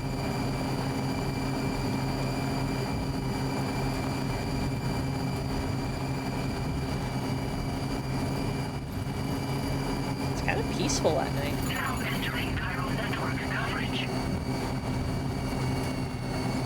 Sky, you can see the stars.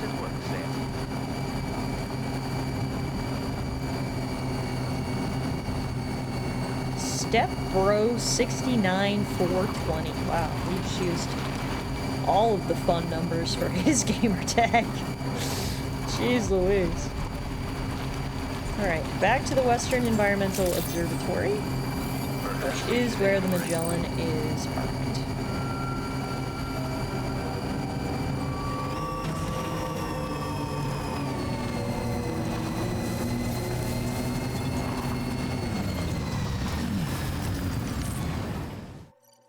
I don't know about you, but I'm exhausted. Perhaps we could take a break? That's the plan. Vehicles can be charged and repaired at any facility with a garage. Okay, so I can repair my vehicle here. Let's see if we can do that before we go to bed. Garage. Tallara's custom tri-cruiser. It's down to 39% durability. How do we fix it? Store in garage? Take from garage. It doesn't say how we can fix it. All I see here is change color, change decal, save design, and recycle. Recycle and store?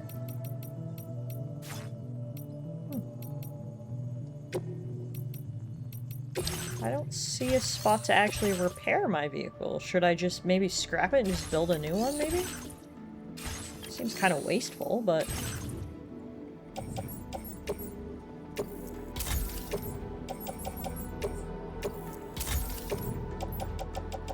guess that's all we can do. Okay, well, if that's the case, I'll do just that. We will recycle this one, and then build a new one. A fresh new one. We can still change up its color.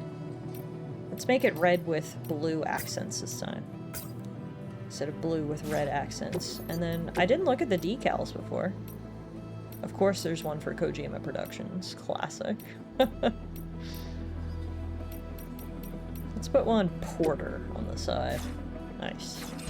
Alright, we got ourselves a fresh tri-cruiser for when we're ready to head back out.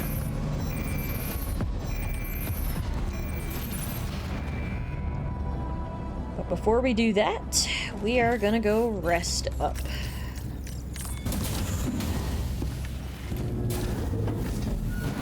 Sam really needs a shower.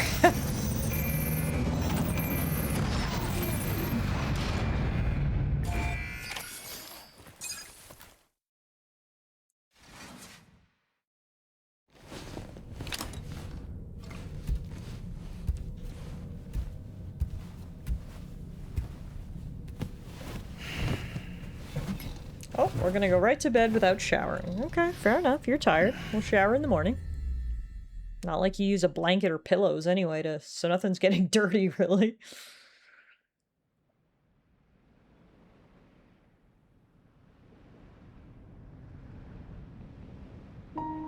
Ooh, what is this? A dream about my sister/mother.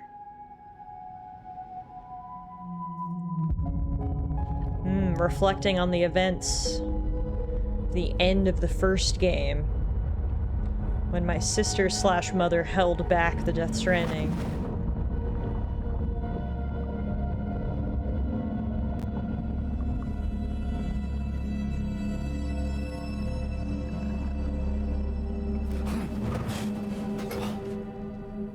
Are you alright? You were talking in your sleep. Kept repeating the name Amelie. You get weird dreams when you don't shower.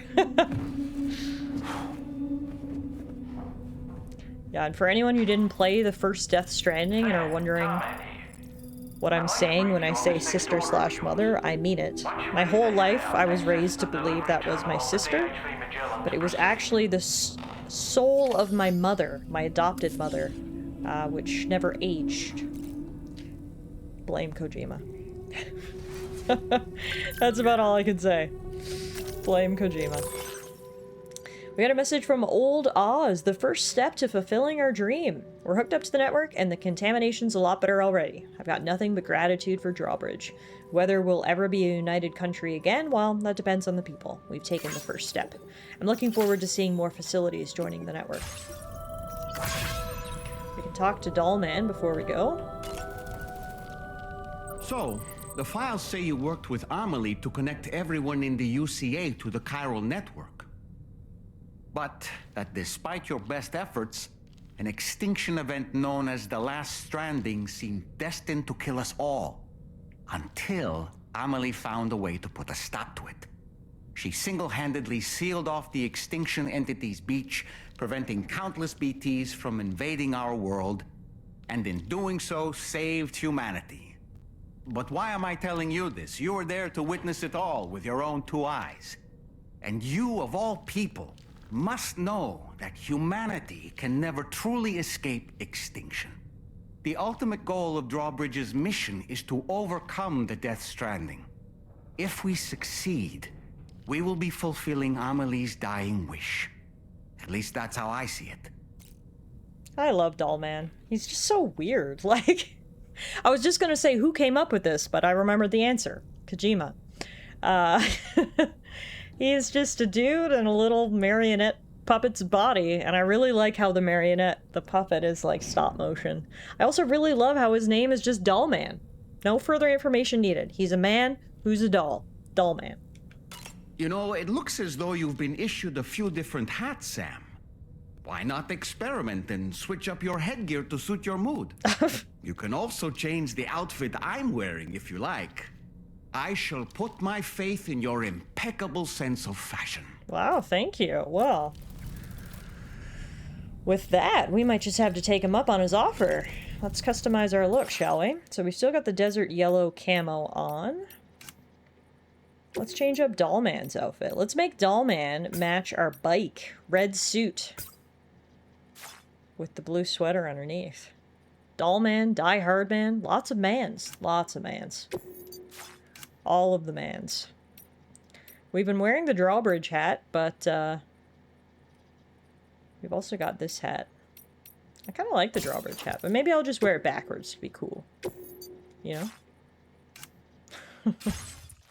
When in doubt, turn the hat backwards, right? Yeah. Alrighty. We could definitely use a shower now, seeing as we avoided one last night.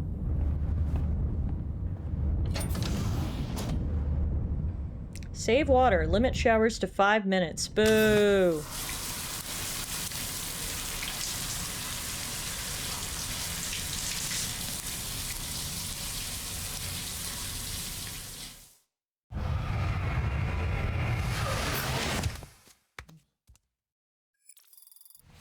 Fresh. 35 chiral crystals were extracted from my bodily fluids, and I've showered and cleaned up. Apparently I had a sunburn too, and that has healed. Old Oz sent me another text. Use an ammo container to carry more bullets. If you're always running out of bullets during combat, try attaching an ammo container to your backpack. Thanks, I'm already doing that. Alright. Let's go up and get our next mission. No soap? Nope. He just raw dogs it. Water only.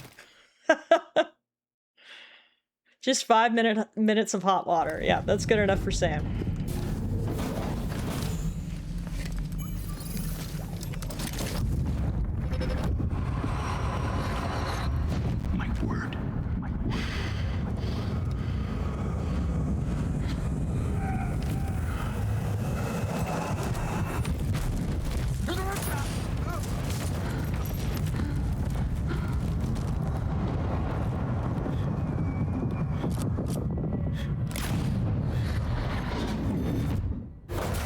Are you all right, Sam? More inexplicable visions. Did something happen? We'll have to keep an eye out for someone with that tattoo or brand on their hand. That was a telling sign as to whose memories we're experiencing, perhaps. Alright, what's our next quest? Sam, about the next site we wanted you to bring online with the Cupid. It seems we have a little problem. The tar currents nearby have grown unstable. Under these conditions, it's unlikely we'll be able to establish a chiral network connection. Our scans have identified a potential cause. An unknown device located within a brigand outpost to the north of West Fort Knot. It's hardly an elegant solution, but we need you to destroy it. When you're ready, take on this main order to proceed. The client in this case is the musician. I can't wait to hear what he has to share with the network. Don't let us down, Sam. Isn't this guy's name another man? Yep, this is Tarman. My boss told me our checks are in a day early? Hell yeah! Cheers to that. Okay, so our next main mission is going to be over to the east. Disrupt... Tarman has detected an anomaly in the tar currents at the brigand's base up ahead. You will not be able to connect the musician's shelter to the chiral network until it's dealt with. Destroy the communications disruptor and deliver the mysterious...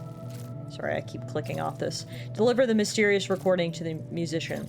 So do you remember when I just assaulted that brigand's base and there was that weird thing and it gave me the option to hack and destroy? I think that was the communications disruptor. I think we have already destroyed the communications disruptor in the brigand's base, which is funny. Hey Sam, this is Tarman. The disruptor device we need you to disable is located in this area. You should have no trouble whatsoever destroying it using MP bullets or MP shells. Alternatively, consider getting close enough to access the device directly. You can use your ring terminal to have APAS hack into it, allowing you to disable it without resorting to brute force. Be advised though, Sam, that some of the brigands you'll encounter on site will be wearing armor protecting both their heads and bodies, and that every one of these armored units will be wielding a rod. No doubt their aim is to fortify themselves against ranged attacks, allowing them to move in and engage you at close quarters. In light of this development, we've gone ahead and added armored enemies to our VR weapons and combat training programs. This way you can experiment with various methods and find a means of dealing with them that's suited to your personal strengths. That's all the information I have for now. Review your potential routes and finalize your equipment loadout before heading out. We're counting on you, Sam. I guess the question is whether it respawned, whether me destroying it last night actually counted, because I'm 95% sure. This for sure is the brigand's base that we disrupted last night, and I'm 95% sure the weird device that we destroyed was the communications device. So I guess we'll find out once we get out of this screen if it actually counts that I've already destroyed it. Then we can take the road basically to the end and then go up this little pass right up to the very tippy top of the mountain, which is our next objective. Deliver the mysterious recording to the musician. So let's see how it looks. This is the mysterious recording. An analog recording medium that Tarman kept handy on board the DHV Magellan. He used it to capture the strange voice he heard while traversing the tar currents. It doesn't seem possible to digitize this recording for some reason. So the battle paid off? I hope so. I'm gonna be pissed if we're gonna have to redo that battle after all we went through last night to clear out that base. I hope it's just we don't have to go through it anymore. I'm going to grab the timefall generator and the PCC flood warnings in here from the APAS enhancements before we go. We can quickly go into cargo management and auto-arrange our cargo so it is ideally positioned on our back. I don't even need to plan a route because we should be able to just take the road to the very end, but let's see. You've already taken care of that disruptor device, haven't you, Ah, Sam? yes. Then all you need to do is deliver the requested cargo. Let's get to it. Okay, I'm so glad we don't have to redo the work we did last night. That's great. I'm glad that they're recognizing I already destroyed the communications thing. So that's great. I love when you pick up a side quest and you've already completed it. That is such a good feeling as a gamer, to be given a quest and be like, yeah, I've already done that. I can just turn this one in. That's fantastic. So we don't need to fight any more bandits today. We can just drive all the way to the top of the mountain and deliver the musician this recording. First, though, we've got a text from Peter Gates at the Western Environmental Observatory. Thanks for taking care of those brigands, Sam. Now the observatory can continue its good work. We'll keep an eye on the local environment, and we'll try and find out more about that plate gate, too. The local environment went totally haywire after the plate gate showed up. But it seems that if you connect the whole country up, another plate gate will appear, allowing us to access another continent. So maybe if we solve the mystery of the plate gates, we'll also solve the mystery of the Death Stranding itself. Ooh, when you put it like that. Better get to work, Peter.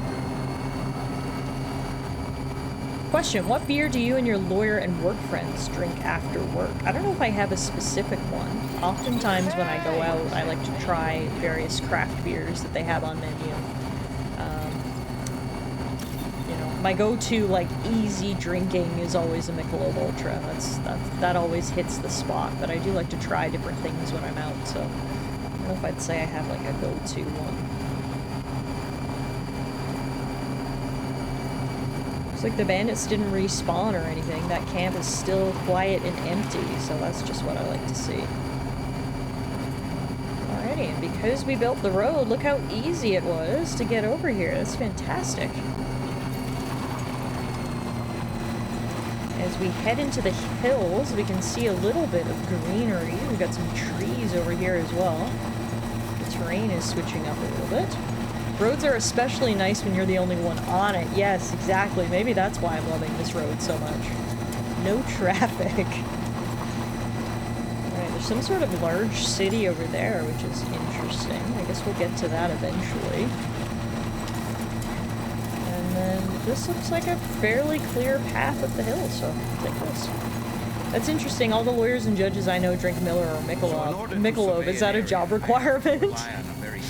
I mean, maybe. Look, sometimes after a long day of legal work, you just need something easy, light, and refreshing, and Miller and Michelob just fit the bill, okay? Deem it necessary, feel free to send me airborne as many times as you like. It won't use up any battery or chiral crystals either. All it requires is that I place my absolute faith in you. Which I do, so don't hesitate to ask for help. More critters! What are those? Oh, they're so chunk! They're just little fat fluffies! Anyway, we're almost at our destination. Oh, wow. So far, Australia has been a delight. I've seen no spiders, I've seen no snakes, I've seen no scorpions. I've only seen 2 different species of cute fluffies, so far, so good. I want to get one of those as my pet. It's crazy how different the terrain is up here. Look at these trees and grasses. Wow.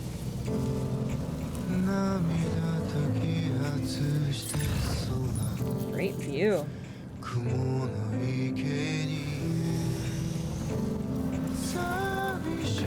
Just a bit further now. We're almost there.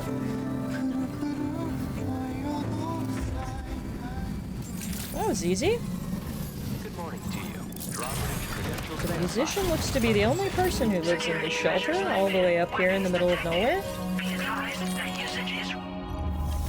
It's games like this that make me glad I bought a PC sound system. This game has some beautiful sounds. Alright, here's the mysterious recording.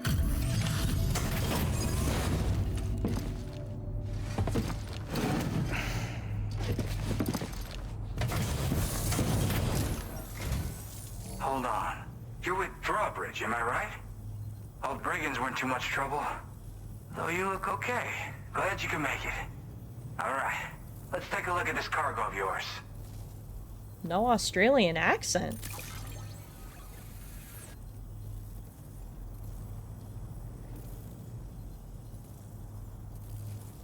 This guy hurts my eyes. Yeah, he's a little fuzzy, isn't he?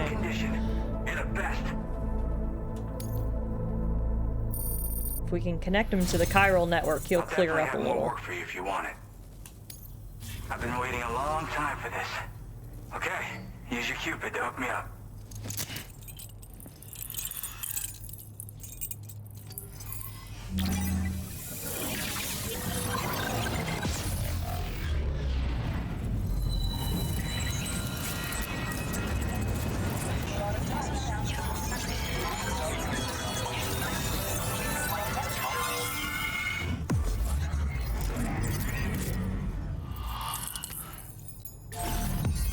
Nice. Another strand established. We've basically got the entire southwestern part of Australia linked up to the chiral network now, so making good progress.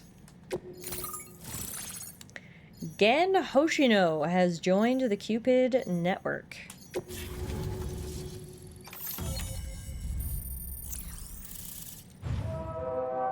And that means the Magellan's moving over this way. It moves with us, apparently, as we connect to the chiral network. Ooh, we got weapon data for a shotgun. A short-range weapon loaded with MP shells that change damage type depending on their target. We also get an APAS enhancement memory upgrade. Now displaying your current porter grade. And we level up in stealth, which means APAS has developed new enhancements especially for us. Proximity alarm. Alerts you to enemies attacking from your blind spots. Oh, that'll come in handy. Okay. It gets us up to level 86 porter grade as well. Hell yeah. This is really something. I'm part of the chiral network, which means everyone can finally listen to my songs. And with the music player, you'll be able to set the mood for your adventures. Oh. And just like that, the world's He's going to give us an iPod. Bigger. Yeah. Looks like my weapon data has been shared with everyone too. So about the recording you brought me, it almost sounds like a whale song. But there's something off about it. I'll need more time to figure it out. Anyway, I'll send you updates via the SSS. Okay. Does Sam break that necklace every single time? Yeah, apparently. He can't do this and untake it. He just needs to rip it off. So it must be like a tearaway chain because he keeps putting it back around. I don't know. Either that or he has an unlimited supply of replacement chains. Yes, I'm curious about how the necklace keeps reconnecting, unless it's a special kind of thread. Ask Kojima. I'm sure he'll have some weird lore explanation. So wait, are you making music out here all by yourself in the middle of nowhere? Yep. I can really immerse myself in my work here. Sadly, all the music I've made never gets heard by anyone else. Still, that's about to change. Because of that update I pushed you earlier, the new music player function, remember? In it, you'll find a sample of my work. And when you've got the time, be it on the job or relaxing somewhere, why don't you take a listen? Sounds good. Can you tell me more about the whale song? That tar man's the one who recorded it. Said he heard it while he was out tar fishing. Have a listen.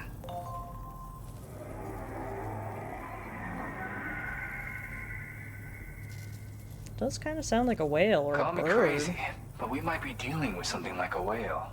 Another interesting thing to note, creatures that hear this song make an effort to avoid the source. There's not much else I can say with confidence. However, give me some time to analyze it, and I might get you some answers. I can't wait for the 30-minute Kojima exposition about the necklace. You shared weapon data with me, by the way? Yeah, I got it from a friend who knows all about weapons. Now, this is way back in the day, when I was traveling in search of new music. Well, he said I'd need to protect myself, taught me how to use it and everything. But I never did in the end. Cheers, Just as well, I'm better with instruments, you know? Apparently this shines when you break it out at close range. Incorporates the latest tech as well, so it ought to pack one hell of a punch. In an ideal world, we wouldn't ever need stuff like this. But I bet it's a necessary evil for you. It's not an ideal what you world gotta. we live in, unfortunately. This is the world of the Death Stranding, so thank you. I'll be off now. Gotta get going, huh? Well, hey, thank you for the help. You know, Cheers, you're celebrating with wondering how those tacos. brigands Heck yeah, got their Ash. hands on the Sounds disruptor delicious. thing. I'm just saying, they certainly don't have the know-how to build one. It's kind of worrying. Oh yeah, I had another favor I wanted to ask, if that's cool. I lost some cargo near and dear to my heart, even though I tried my best to keep it safe. I've tracked it to this dangerous place. Too dangerous for someone like me. The request's open to anyone willing to accept, but something tells me you'll deliver. Get it? Anyway, if this kind of works up your alley, then take a look at my suborder. Thank you so much, Sam. I have high hopes for his work, but I suppose we'll have to wait and see what comes of it. As for that strange device, it seems that its effect on the tar currents blocked all chiral communications. So I think it's only fair that we call it a chiral jammer. Anyway, while the currents in the area have settled down somewhat, we've received a number of troubling new reports. For one, a tar eruption was recorded in the direct vicinity of West Fort Knot.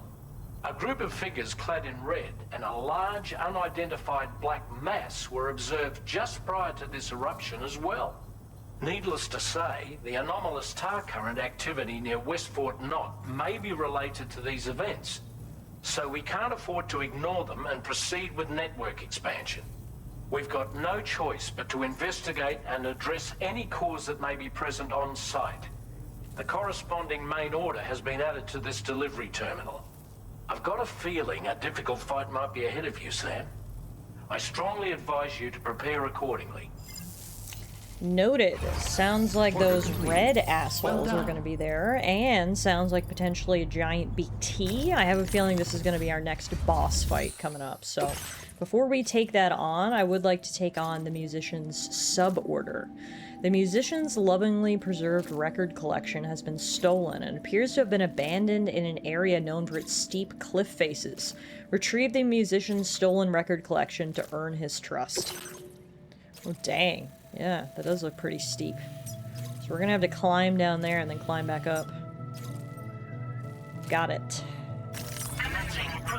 I mean, we can go straight shot down. It's 150 meters below us, so it's not far to go, but again, it's just going to be the elevation that's difficult. So, in terms of equipment, we're definitely going to need some ladders. We've got a climbing anchor. That's probably good.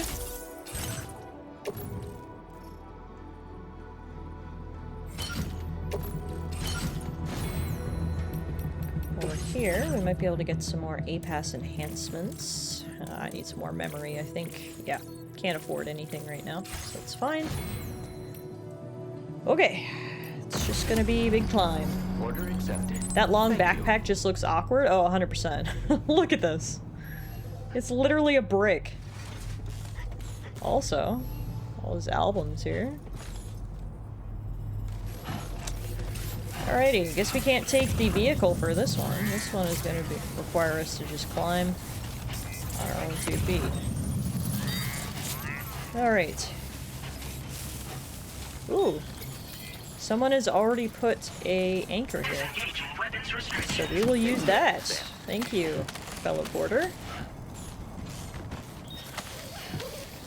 Down we go. Can you imagine trying to do this? Rappelling down a mountain with 50 kilograms of shit on your back? Crazy, right?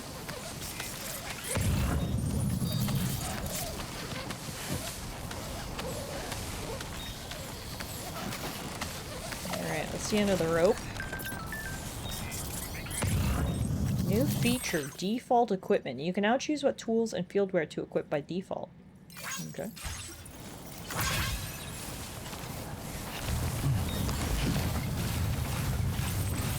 Oh, dang. Whew. Almost lost my footing there, but we're okay. I don't think I need any more ladders. I think we might be good. Well, it depends. It's a steep slope, but I think we can just walk down. My hubris being like, I could do this easy. Hey, Rector, right? It's like, oh man, this doesn't look so bad. I could totally do this, right? Uh-huh, yep. Validate me, please. Alright, so there's actually a whole bunch of stuff down here. And someone else left the rope. Oh. I see. His stuff isn't just sitting, it's kind of over there. Oh, this is a lot more awkward than it looks, actually. Okay, thank God. Again, so many porters have been through here. Perks of not playing the game on release is people have already got stuff set up. Shout out to Deep Q for having this ladder here. which we can use, and then I will use a ladder of my own to get down right here. Wrong button. This button. Ladder. I'm doing good, thanks, Rector. How are you tonight? We're just hanging out playing some more Death Stranding. We are in Australia now. And the terrain is quite rugged, but luckily we have not seen any spiders, snakes, or other big disgusting bugs, so honestly, I'm having a good time. Alright, there's lots of stuff here. We've got the musician's record collection. Looks like you have what was requested. All that remains now is to drop it off. There's also a bunch of, like, resins and stuff here, but I don't know if I'm gonna pick those up because they're not super helpful, and they are super heavy. I feel like right now we don't really want to go super heavy. Because we gotta get back up this hill, so... Alright. Just gotta carefully get back up here.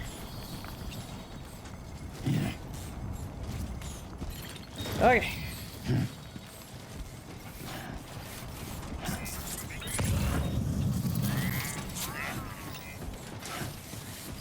There's 200 medals there. In an ideal world, I'd love to grab those, but I don't think we need to put 200 medals on our back as we climb up this hill, so... I'm a hold off.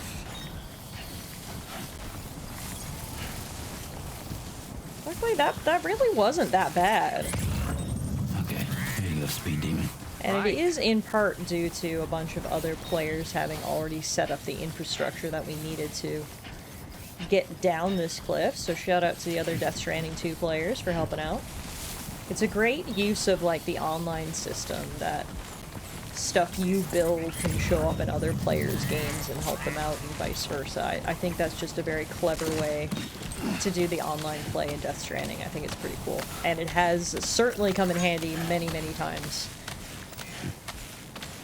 Through the power of cooperation and amphetamines, anything is possible. I'm never going in the water in Australia ever. I've said it a million times. I would love to go to Australia. It seems like a beautiful country. They've got some adorable animals there. Koalas, kangaroos, lots of really unique things you can't find anything else in the world. But I genuinely think I am too scared to ever go to Australia, because if I, like, see a giant spider in my bed or something, you would have to put me down. So, like, I'm not sure it's worth the risk for me to go to Australia. You know what I'm saying? Like, if I go to Australia and see something disgusting, I might never return from Australia, if that makes sense. It might just be the end for me. Before we go back to the musician, I do see some audio samples, tar, right over here that we can pick up, so that's why I'm taking a bit of a detour. Let's grab these. Also, holy, look at this view. Look at this view. Wow. You can see all the different terrain. Deserty area there. There's a big city. So cool. Alright, now let's go deliver this stuff back to the musician. I like that one lonely tree up there on the top of the hill.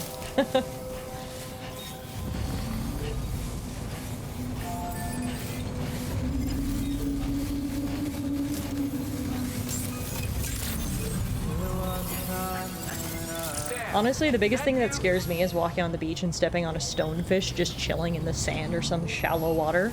I don't know what a stonefish is, but I assume, like everything else in Australia, it would kill you.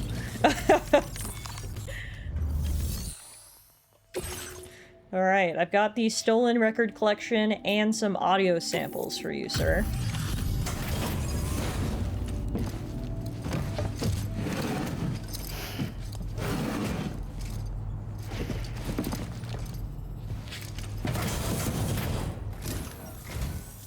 Sam, I've been waiting for you. Decided to take on that order, huh? Okay, I'll check out the cargo then.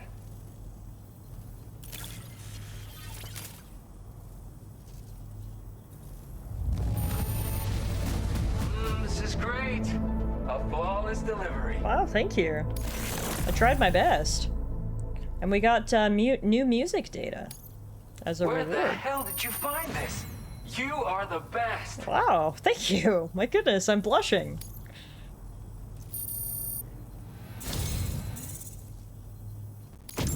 You're always there just when I need you.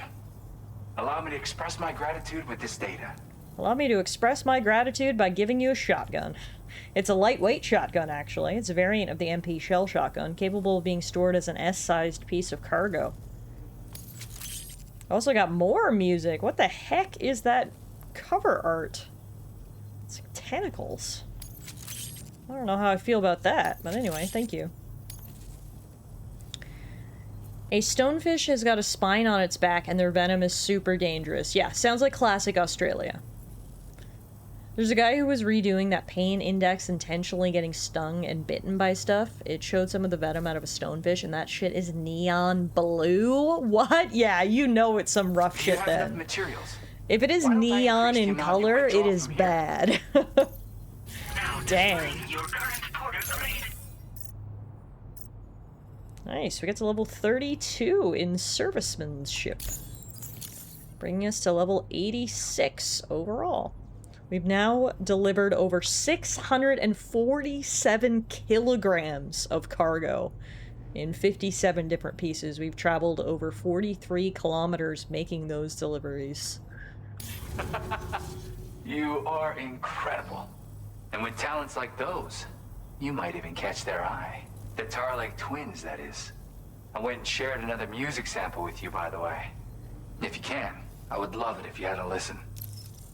I've heard even the trees in Australia are venomous. Honestly, at this point, wouldn't even surprise me. I feel like literally everything in Australia wants to kill you. There's also that one plant, cutely named Devil's Toilet Paper, that's got tiny spikes all over the leaves. Also painfully venomous. Oh my god. Can you imagine if you accidentally used it as toilet paper? I can see where it got its name. Ooh, dang. Now I'm gonna go see the Muppets sing with Sabrina Carpenter before I go to sleep. I love that for you. I saw that the first episode of the new Muppet Show with Sabrina Carpenter. Got good reviews, actually, so I hope you enjoy it. Who is the Tar Lake twins? That's right. Or so I've heard. They live on the edge of a tar lake to explore the limits of what a human being can handle. Sounds like some Australia shit. Meeting exceptional folks capable of pushing said limits. Sadly, nobody has come along that fits the bill. Makes for an interesting story, huh? Which has me wondering, what kind of person would be good enough? And what's this about a favorite track of yours? Yeah, got it from a kindred spirit in the UCA. Stuff that'll hit you right in the ha. A classic tune. When you head back to your room, have a listen.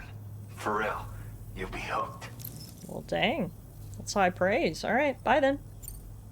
Again, thank you so much, Sam. It's weird, though. How did something I know I'd stored safely end up in a place like that?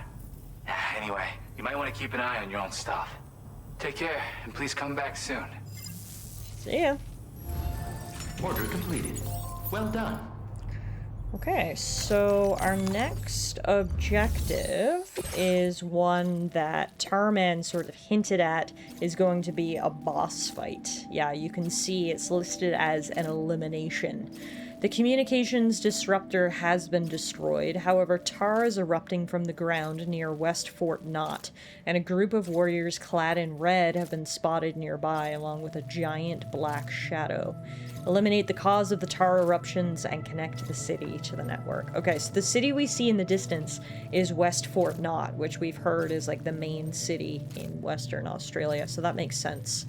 But I don't like the sound of the red-clad warriors, and I don't like the sound of the giant black shadow, so I think I might not pick that up right now. Instead, I'm gonna do this standard order. We just need to deliver a classic record to the Western Environmental Observatory. The focus of this delivery is the condition of the cargo. We're just gonna deliver music and good vibes. We can do that. It's a record with exquisite songwriting. It was a big hit in the mid-20th century, and the analog format gives it several interesting sonic quirks. Alright. let's go deliver some music and good vibes.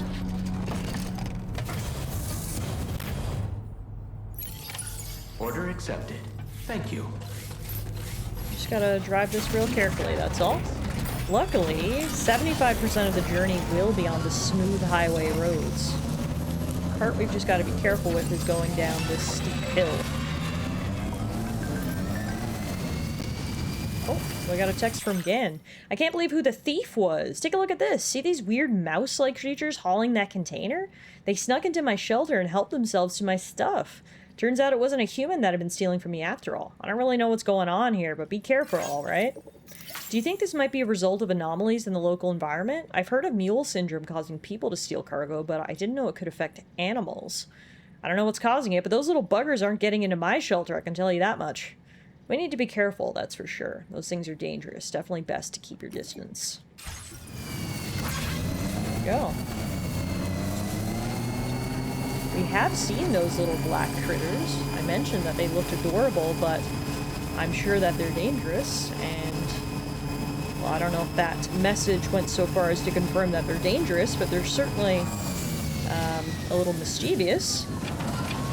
Looks like there's some used filtration equipment here that needs to be taken to the Western Environmental Observatory, which is where we're going to deliver this music, so we may as well pick that up and add it to the giant stack of shit on the back of my bike. Luckily, it's a fairly smooth ride down the hill if you take this path. Although I might have spoken too soon. I think it gets a little bumpier right here. Oh. Oh. Crap, yeah, it's getting a little bumpier here, that's for sure. Okay, the road's just right over there that we gotta meet up with. Just gotta keep this CD in good condition. There's some more stuff here for the musician we can pick up too. Pick that up on the way back, so we'll have to go back up there anyway to pick up our next main quest. Let's focus on one thing at a time. Oh, I didn't realize watchtowers can be operated remotely. That's good to know. We should probably do that before we head over towards West Knot City. Alright, we're almost back on the road, which means it's smooth sailing from here. Nice. Literally doesn't get any smoother than this. Unless I fall off the highway for some reason. All of my cargo should be in perfect condition. We can just enjoy the ride. For those gorgeous views. I'm so impressed with the visual fidelity of Death Stranding 2. This game looks friggin' gorgeous.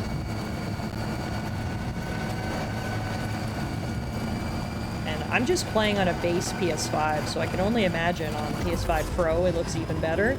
And when the game eventually comes to PC and you're able to run it on a high-end rig, I can only imagine it'll look even better. So if it's only up from here, I can only imagine how beautiful it's going to get. We're also playing in performance mode, which prioritizes 60 frames per second rather than quality mode, which focuses on graphics and only gives you 30 frames per second. So again, this is kind of the worst the game can look, if you will. Which I think is extremely impressive. Alright, we made it to our destination with no hiccups. Let's deliver this stuff. Hello. I have got a record containing weekend zombies and used filtration equipment.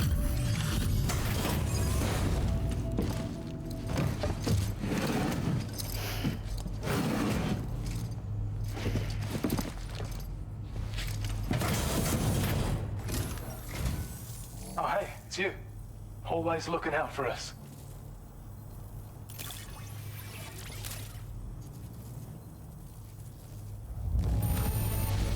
Wow. Not even a single scratch. Got our trophy for completing a standard order for the first time. You're the best. I don't know where you found this. I'm sure glad you did. You're welcome, Peter. Peter looks like he could be one of the Beatles. You are one hell of a porter. A generous, hard-working soul who deserves this data. Dang, we got a good reward for it. Gear data for a battle skeleton level 2. So we can upgrade the skeleton we currently have, which is only level 1. We're increasing your allocation of materials. Hope it makes your life easier. Now displaying your current porter grade. Oh yeah. We got the Legend of Legends stamp. This is a schematic for an enhanced battle skeleton. As you'll see, damage reduction has been improved along with battery efficiency.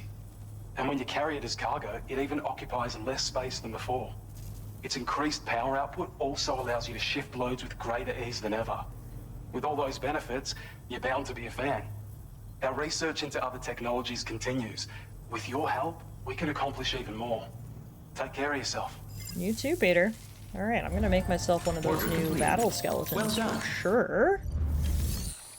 So here's what we're gonna do. I'm actually going to recycle my current battle skeleton so we can use the materials to make a level 2 one. So we recycle that one, and then we get battle skeleton level 2. Let's go with the silver one this time. We had the black one before. Let's go with the silver level 2 battle skeleton. And then let's equip it. Hell yeah! Thanks, Peter! Appreciate you. Now we've got robot legs. Alrighty, let's drive back now to the Magellan. And we'll probably wrap up stream there. We've been going for close on 4 hours now. We have conquered a lot of Australia. We started tonight's stream by stepping through the plate gate into Australia proper. We're going to end the stream by basically finishing mapping the entire southwestern section. So I think it's a pretty good start. And when we pick up on our next stream, then we'll be able to hop right into the boss battle, which is our next main quest.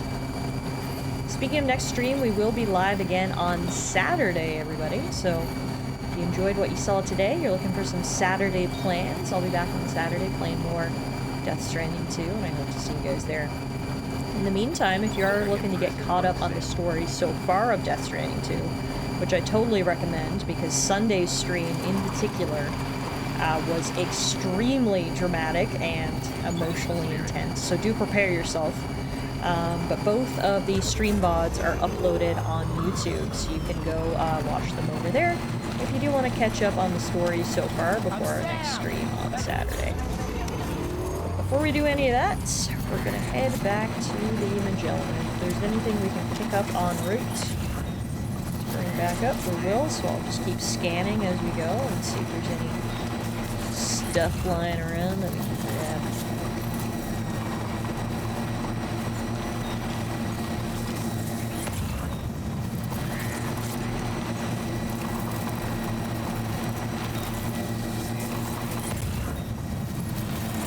There are fluffy pajamas right here that we can grab for the musician.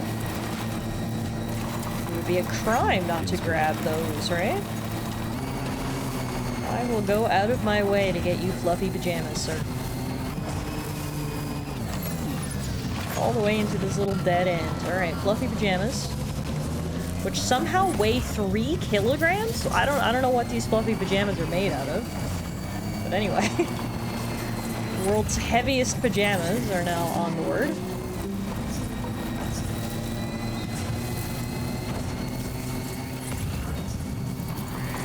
Anything else we can pick up on our way up the hill?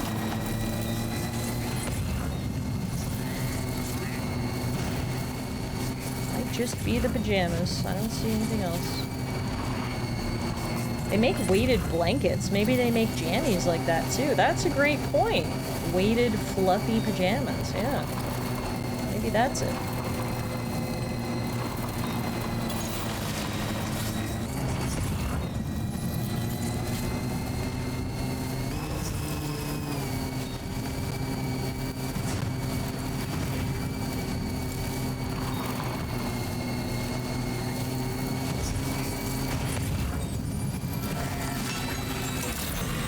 Alrighty. And back to the musician. Let's drop off his pajamas, and then we can call it a night. There you go. I got some fluffy pajamas for you.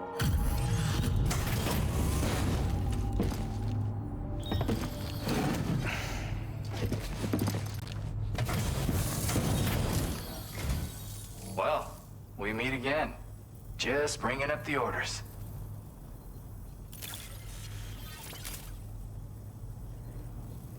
Talk about one crazy surprise. I've given up on this one. Appreciate it. You're welcome. I'm so glad you're happy.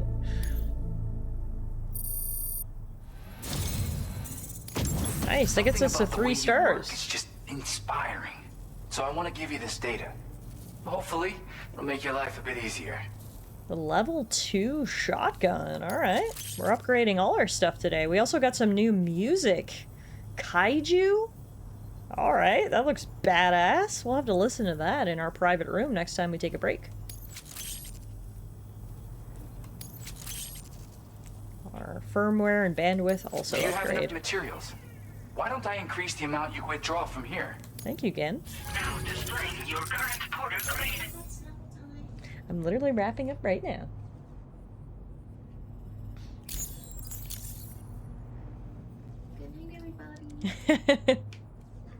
I've got something for you.